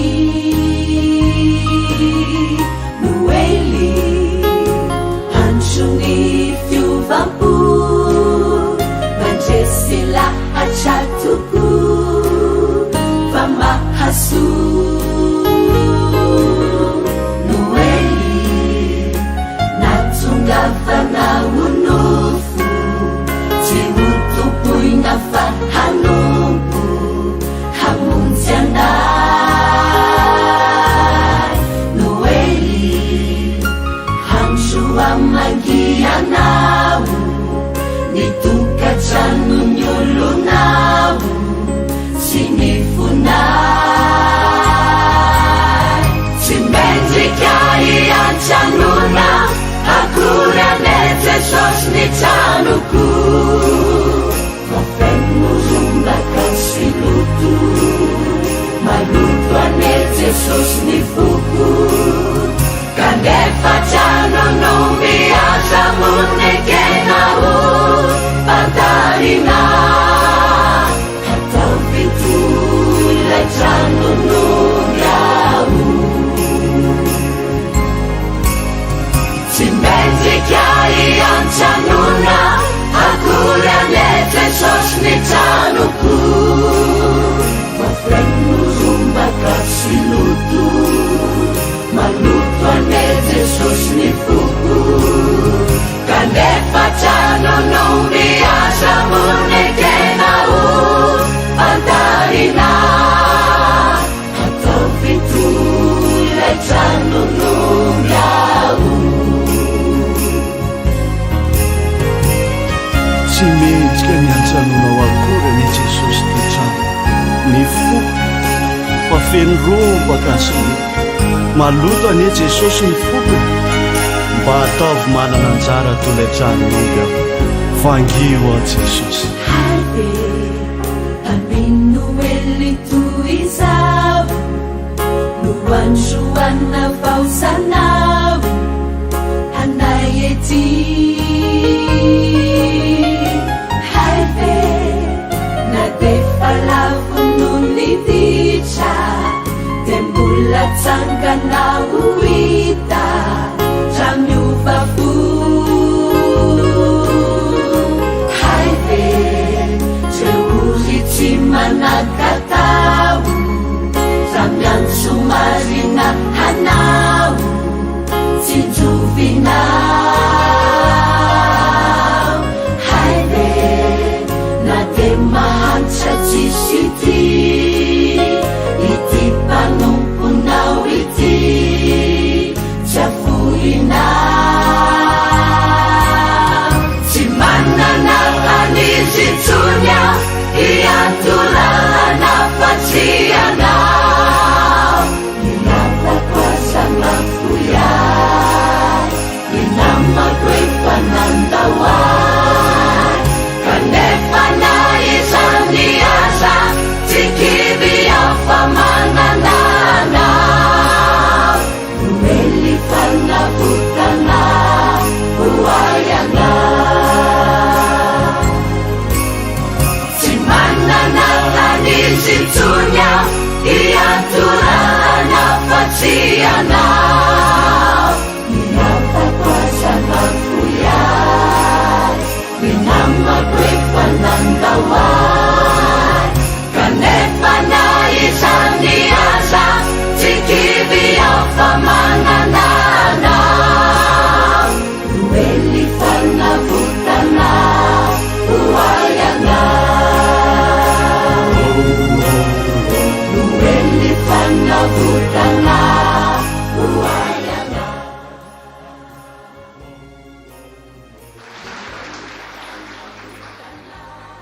misaotra ny tompontsika amin'izany fijoroana vavolombelona izany manomboka rapitso ny krismasy a eto amin'ny fitandremana anasanantsika rehetrarehetra zany ho tonga hideran'andriamanitra amin'izao krismasy zao a sady a hifanotrina amin'ireo zanantsika rehetra 12 ny sampana ary ny saha andao mba anao krismasy araka aminy fa tsy hoe rehefa tonga ny afafia nomboka amin'ny latsinainy a dia nyray amandre ny afafia dia zay anna ny afafia dia izay aniny eo mba andao hifanotrina daholo fa krismasy ny andro e teraka jesosy a dia manantena antsika rehetra amin'ny fanotronana an'izany krismasy zany manomboka rapitso ariva isan'andro hatramin'ny 25 ny volana desambra ny krismasy eto amin'ny fiangonantsika ao amin'ny rihana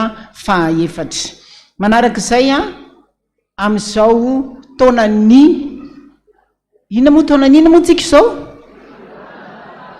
fibebahana farany zao a ny eto amin'ny fiangonantsika dia manomana vavaka fifadikanina fibebahana farany ho tanterahantsika izany a ny alarobia 17 ny volana desambra nampahafantarina antsika aloha io a satria andro fiasana io a raha ohatra ianao ka vonona ny amin'izany fifadikanina fibebahana farany alarobia 17 ny volana desambra manomboka amin'ny 7 ora maraina ka hatramin'ny 4 ora hariva etsona antsika rehetra hiara hivavaka hiaraka hibebaka amarana n'izao taona izao amin'ny fibebahana mihitsy a satria ny tenin'andriamanitra hoe fibebahana farany fatelo manarak'izay a dia eo amin'ny fanamboarana ny altara ao amin'ny rihana 2 isika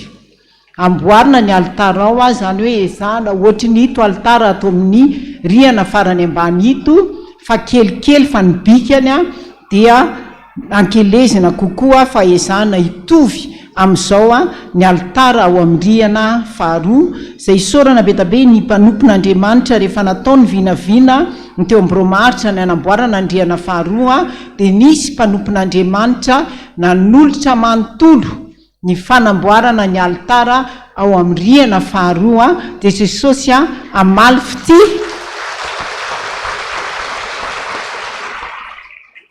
an'izany mpanompon'andriamanitra izany a nanolotra ka ho tanteraka aminy sy ny ankona ny teny tompo hoe nisy nahafoy a kanefa ny tombo fananana ihany ny faevatra manarak'izay na dia efa voalaza tao anatin'ny rarahany fiangonantsika ary a dia averiko kely hitsindriana mihitsy a ny fanajantsika ny ty tranon'andriamanitra ity ny zavatra mampalahelo a dia nisy fotoana ny vese atsika tato dia tsy haina hoe fananinana ahoana fa dia tsentsina daholy tsentsina kosy a tsentsina tavoangy a tsentsina fako a dia mba mengavy re tompoko na ny vese tany ambony na ny aty ambany mety mantanonareo ahoana koa na hitana toa dia tsentsina daholy a na dia le miantso amin'ny olona karamaina ny dia anadio azy ara tena mahamenatra dia mba mangataka atsika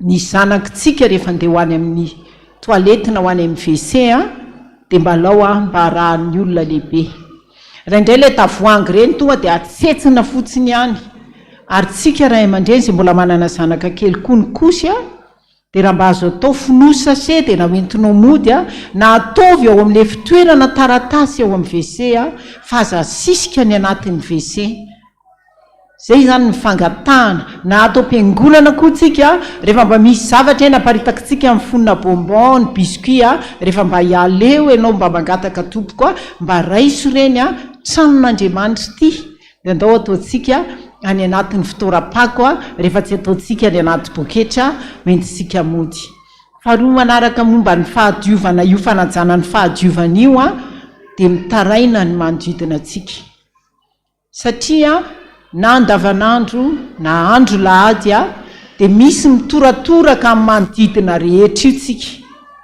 dia tonga eto mihitsy ny manodidina mitaraina amin'izany rehetrarehetra izany dia mbola mangataka atsika tanandroa tompoko a mba hifampiteny eny trano a ho an'ny zanaka na ho any tsy hanipinipy mihitsy fa ny olona atao ambadika ato dia mitaraina fa feno tavoangy ny tokotaniny indray ny olona mandalo ery dia mitaraina amin'ny zavatra tsipy ary indrindra ny tena mahamenatra dia ny fandrorana sy mandrewako tsika misy olona mandalo any a dia mitaraina ny olona dia nanamarina izay noho ny aveo a dia indrindrina tokoa any amin'ny lavarangana any sianina dia mahamenatra miteny azy fa zany mba hifampitezantsika dia fenodrora fenondrewaka dia mangataka re tompoko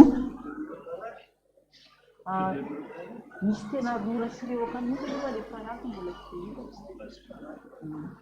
dia mangataka mihitsy a aoka mba ho tandremantsika sady ho ajaintsika ny hoe mahatranon'Andriamanitra an'ity toerany ity dia ny zanakitsika zany a na andavanandro na andro lahady a dia raha vao misy andehanany dia aoka mba hiaraka amintsika eny foana izy a tazomy eny akaikitsika eny foana ny andro andavanandro a dia mbola mamerina foana fa rehefa mipaika tapitra daholo ny fotoana ny asan'Andriamanitra sy ny fotoam-pivavahana atao anatin'ny fiangonana dia mba mangataka atsika rehetra indrindra ny tanora raha mbola misy andrasinao eto a dia mba etsy ambavady ianao a no miandry fa tsy hiditra rery na tsororoa atao anatin'ny fiangonana ao anatin'ny jiro efa maty a mipetrapetraka ato a mba mangataka tompoko fandaminana no antony anaovantsika an'izany raha misy olona miandry olona paky ianao a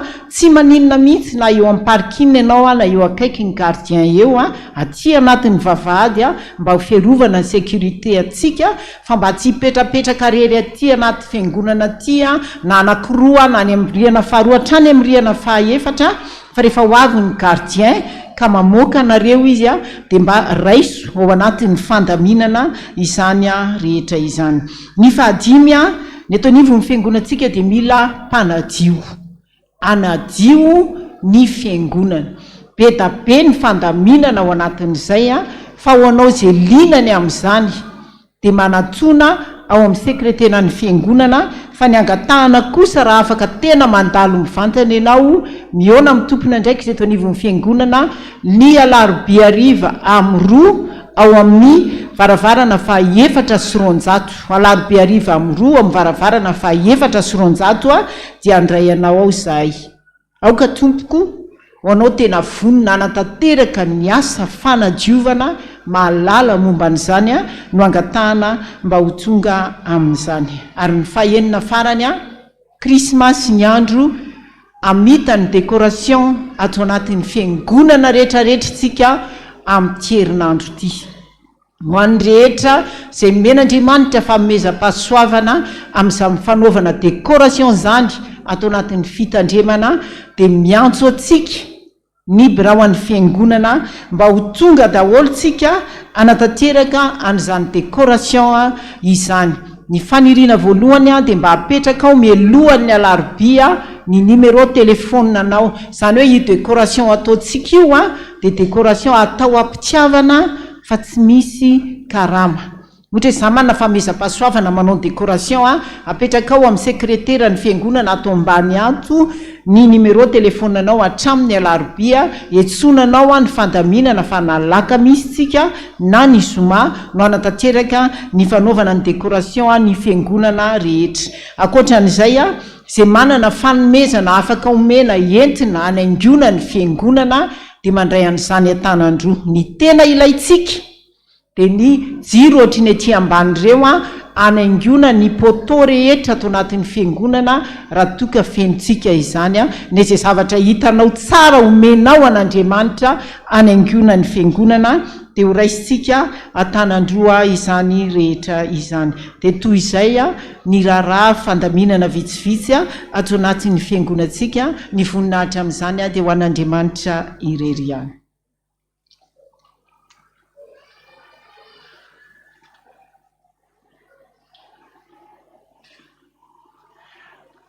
dia miangavy antsika rehetrarehetra somary aritra kerehetra amin'ny farany azafady fa ireto nofo reto a dia efa tena valim-bavaka ary ahatonga sainanao mihitsy ireto valim-bavaka ireto. Eno tsara. Ao nisy nangataka hoe zafady lava be ty fa mba misy afaka anankiray mamaky. Zada dia afaka baka dia nanontany an' Jesosy rehefa miteny hoe vakina dia mbo mamaky ianao. Nanontany an' Jesosy hoe inona Jesosy ny filera mety ataoko, dia namaly hoe resaka tamin'ny mpampianatra français anay mariko data fa teraka kely mpampianatra français an'io dia nanontany azy aho ka anga madama dia tsy reraka mivezivezy, dia malaza hoe tsy reraka, nefa hoe izaho niakatra tamin'ny tohatra dia nahitany mpiara-mianatra aminay niresaka teo dia nandalo ny kozininay dia hitako fa hoe folaka ny tompony, ary efa naneno ny sonery dia niditra za. Rehefa niditra teo ilay teo amin'ny fianarana izay dia ohatran'ny olona matory no hitako, ary hitako teo ny kozininanay dia folaka koa amin'ny tongony, ary nanontaniako hoe maninona ianao, dia namaly izy hoe folaka, dia niteny ihany koa izy ka hoe io nefa tsy mbola maninona fifatilo andro dia nanontany hoe sa noorindry, dia manaly aho hoe za tsy mahay. Hitanao zao ty zonao afaka baka mieritreritra amin'izay ianao ny hoe inona ny filera ataoko dia olona folaka io ny asian'i Jesosy jerenao. Jereo tsara ny amin'ny université fa misy fianarana momba ny ohatra point par point, réflexithérapie no anarana, dia jereo zany zay no mety aminao. Mbola mifianarana zay fa zany ity indray za dada nanonofo hoe nandeha tany an-tsena dia nahita zavatra iray, tena zavatra iray tiako be hoe ohatrinona ilay izy, dia ozy tamiko hoe anelanelan'ny 10 000 francs sy 20 000 francs anoany. Dia naka ny kitapoko dia feno madinika dia naka 17 500 tao ilay mpivarotra, dia ozy tamiko hoe zany hoe zany hono dia tsy foky ho azy, dia navelako nalainy.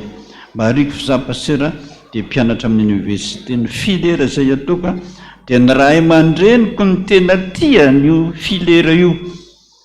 Za kosa nefa rehefa nianatra dia matahotra ny andeha sady kamo satria tsy tiako ilay izy. Ny reniko ny laza hoe izy ihany, io ihany, tsy anaiky hono ianao na tianao na tsy tianao. Hitanao zany le ray aman-dreny efa miteny aminao fa tsy io ny tiany, ianao tsy tia dia men'Andriamanitra ianao ny chiffre 10 000 à 20 000, 10 000 aloha bebaka satria tsy tianao ilay filiera. Ny 20 000 indray jereo ny andinin'ny fahatelo ira 200 ny hevi-dratsinay esoronao, le hevi-dratsinao mihitsy hoe amaly faty amin'ny mama. Ireo zany asian'i Jesosy bebanao daholo reo rehetrarehetrarehetra reo, zay izy vao hiteny aminao fanondroany. Za dada nanofo niaraka tamin'ny dada teny Analakely, nitaona Analakely teo amin'ny rond-point misy cinéma Ritsa. Tsy haiko nahatongavantsika teo fa dada nanao an'ilay fanamina masina rehefa lahady iny izay tena atondianay, koa dia tsy haiko fa nijoro teo sika dia nihinana zavatra ianao dia kofona dia nikapokapohako ny lamosonao, dia nisy olona nijerijery, dia niteny ny dada manao hoe aza atao zao a fa tsy tiako. Dia nifony zay a, ary dia nitsika dada avy eo dia naka sary teo sika, dia nisy naka sary vitsivitsy teo a, dia nalainy dada le akanjo masina dia nomena zay le nofoko dada, mpampianatra ny tenako, diakona mpampianatra ny tenako, misaotra dada. Misy zavatra tiany Jesosy olazaina aminao, miaraka amiko foana ianao a nefa tsy fantatrao mihitsy. Jesosy anie raha vao manao an'ity dia Jesosy zay. Tsy tiany Jesosy mihitsy mikitikitika azy na mikohoka izy na maninona izy, fa tsy anao akory no Andriamanitra, fa ny tiany olazaina aminao a, voalohany ianao mifona, zay ny tena tiany aloha.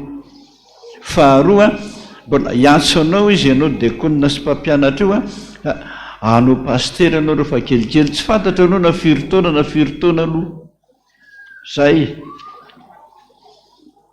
nanofy dada ny resaka tamin'ny zoko vavy a, mariko fa mbola velona zoko dia nitantara hoe izay aky a mbola nanan'olona tompon-tany 15 millions trosa, dia niondrika sady nitomany ka niteny hoe mbola tsy vita ny kopia. Mariko fa tamin'ny alina zay mivady a niara-ny vavaka. Jesosy fa miteny mananatra anao, mananatra anao 15 millions zany tompoko a, firana 150. Izy niakatra le tendrombohitra ozy dia zay madity tanana sy mahitsy fo, na reo mivady mihitsy mbola miady io tenenin'Andriamanitra io, miara-mibebaka daholo. Manjary tsy miteny izy ianao a rehefa tsy manaraka ny teninareo e. Za dada nanofy hoe nisy lehilahy ony a nanenjika le nakiray olo tiako a, nanenjika tamin'ny famaky a, fa hoe amono aho.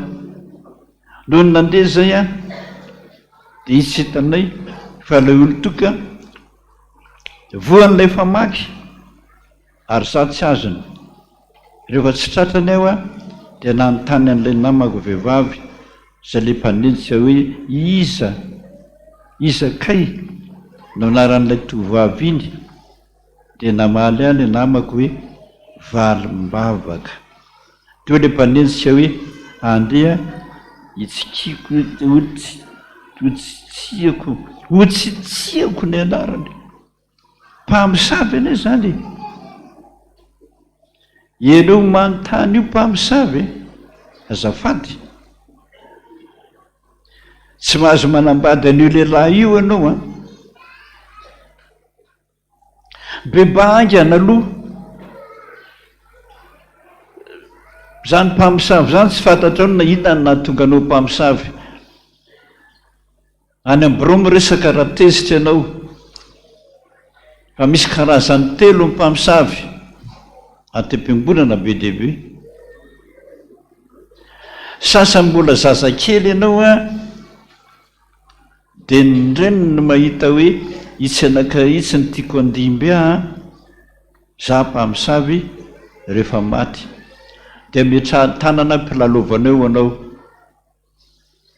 Sasany zazakely vao 9 taona maty le reniny a, 9 taona izazo eo dia mandeha mamosavy, tsy fantany zany amin'ny alina, efa feno fotaka ny tena ny tongony, voagaga izy, tsy fantatro zany. Ary zany be dehibe, misy karazany telo any amboro miresaka. Tandremo manambady an'io, efa miteny aminao Jesosy fa tsy mety, mbola taona ihany miaraka amin'io. Za dada nanofy tamin'ny iny, ianao milaza ny salamo 26 iny, dia nanontany an'i Jesosy hoe inona Jesosy ny fahotako, dia nofiko a nampirehitra hafa aho nefa mbola tsy naharehitra akory, dia nisy ombony tsikily teo amin'ny varavarana ny vola io varavarana ilana, dia niditra izy nefa be kibo be, dia niakatra tohatra iza anaty tao anaty ambany nijery ny vadiko tao ambony ny tsy lalay ny lalao telefônina dia niakatra ony lay omby nefa tsy nanao na inona fa ilay vadiko nivoaka nitrotro ny zanako ray nivoaka dia lasa koa mivoaka mariko fa izay mivady dia misaraka enim-bolan'izay nefa mikasa ny famerina vehivavy-piomana dingana faharoa. Nareo mivady io mihitsy dia hoenjehan'ny omby daholo dia miverina mivady malaky dia malaky efa tonga ho an-tranonareo io ombongeza be io dia voly zay esananareo roa efa fitsarany zany.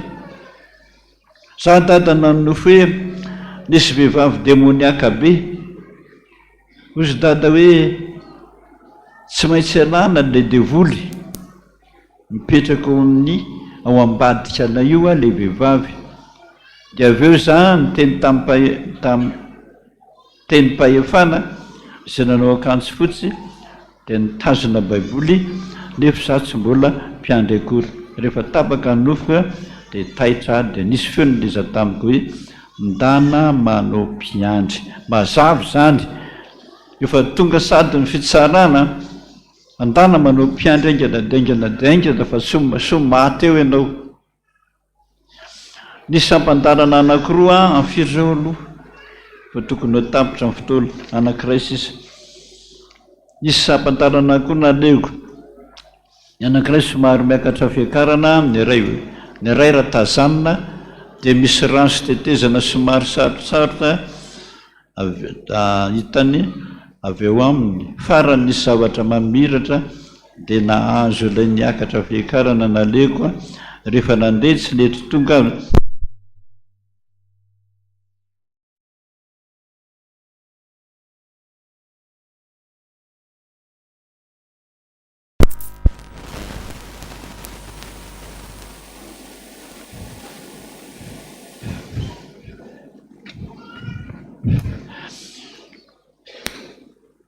dia nahazo ilay fiakarana naleoko rehefa nandeha tsy nety tonga any amin'izay ale fa mba hariva ny andro dia hoy ny teniko hoe rehefa tsy anio dia raha mpitso zay io milaza aminao Jesosy fa mbola tsy ampy mihitsy ny fiezahanao manao ny asan'Andriamanitra. Misy mazava ao Jesosy miandry anao io andao anaraka tsy mety tonga mihitsy ianao satria tsy manana finiavana mihitsy ianao dia anao ny asan'Andriamanitra efa fitsarana ho anao zany. Ty anankiray tya nanofo nisy tonga tao amin'ny toerana iray dadasika be dia falo nisy fa tonga tany Mahamasina dia nahita ny dada hony ianao manao ny akanjo masina iny avy hatrany dia nisaotra an'Andriamanitra hoe misaotra Jesosy fa maniry mihitsy eo naminao ka hitako anao fa izata manana olana be dia nalazaiko taminao ny olako dia hoy ianao hoe hafahafa zany nofinao zany fa alohan'ny tanintsika any Jesosy dia naka baiboly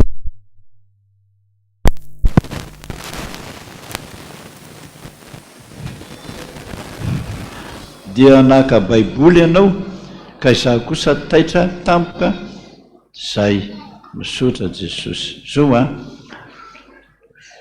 rehefa hatrany ty ianao zany maka teny zay dia io teny io menahy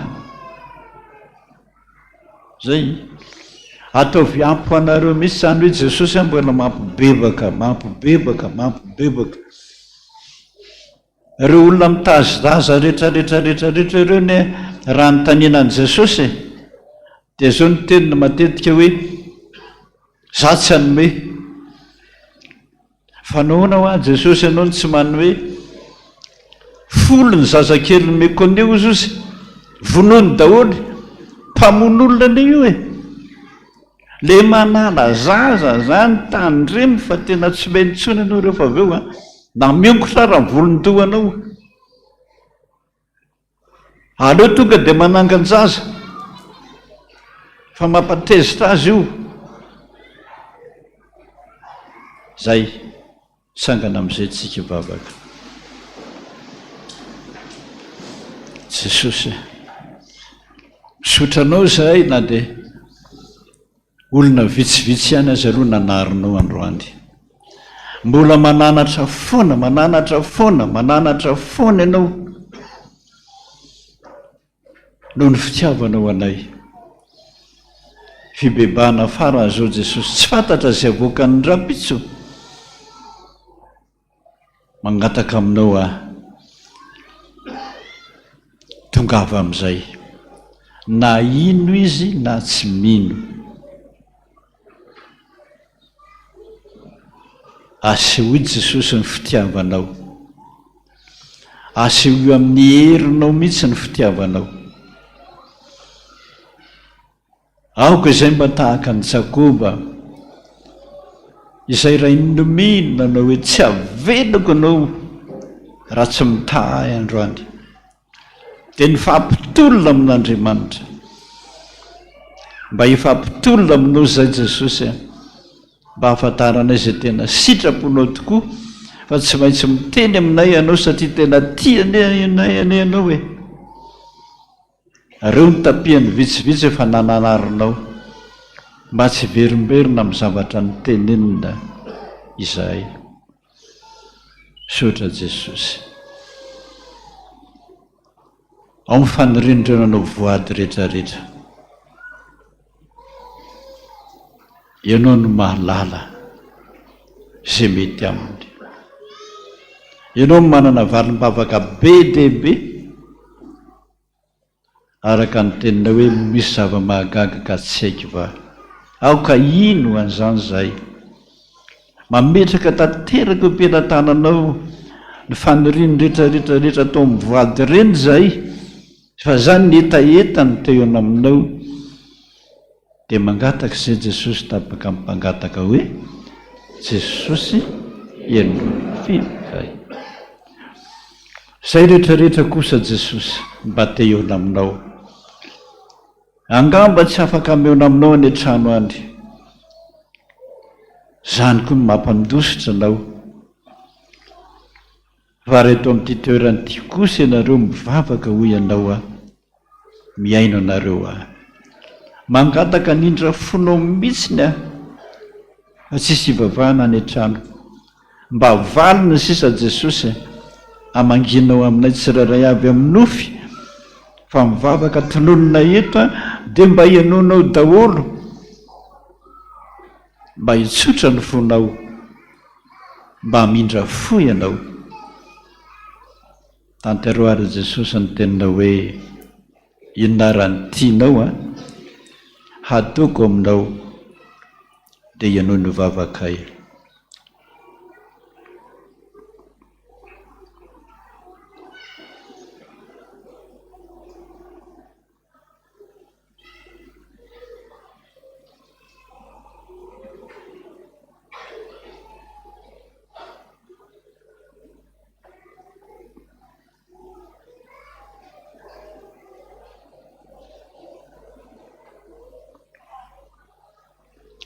sotra Jesosy zany nivavaka tonononay mangataka nindra fonao mihitsiny amin'ny Andriamanitra anao araka ny tenina hoe izay manatona tsy laviko mihitsiny ampiaro aminay zany androany izay manatona anao tokoa dia hitanao vorainao zany vavaka izany Jesosy tsy misy maharombaka aneo am-pelantananao raha misy azonao valiana valio mpangataka izay mandohalika mangataka tahaka ny mpangataka rehetra hoe Jesosy vavaka ianaranao ny katana izany Jesosy rainay izay ny an-danitra o masinany anara ka ny fansakana ataony sitrapolo etia tany tahaka ny eny an-danitra na ny anina sy fahazoanay ary mamelana elokay taky mamelanay sy meloka taminay lasa mitondra ny amin'ny fakapanahy na fahanany ratsy no fansakany sy lery voninahitra mandrakizay amin'ny raison'Tsodrano ho Jehova za no Andriamanitra ao tsy misy Andriamanitra afa-tsy za zay mitady ahy tokoa dia hita ary zay mahita mahazo famindram-po hitanao ahy ombanao ahy ary amin'izao sisy aza maditra intsony sotra tompo anao ny dera anao ny aza anao ny voninahitra mandrakizay amen voninahitra ny ho an'Andriamanitra rery any alleluia masina masina masina Jehova tompony maro eny tany rehetra tanteraka tokony izany ny anarana ray sy ny zanaka ary ny fanahy masina dia samy mahereza tompony.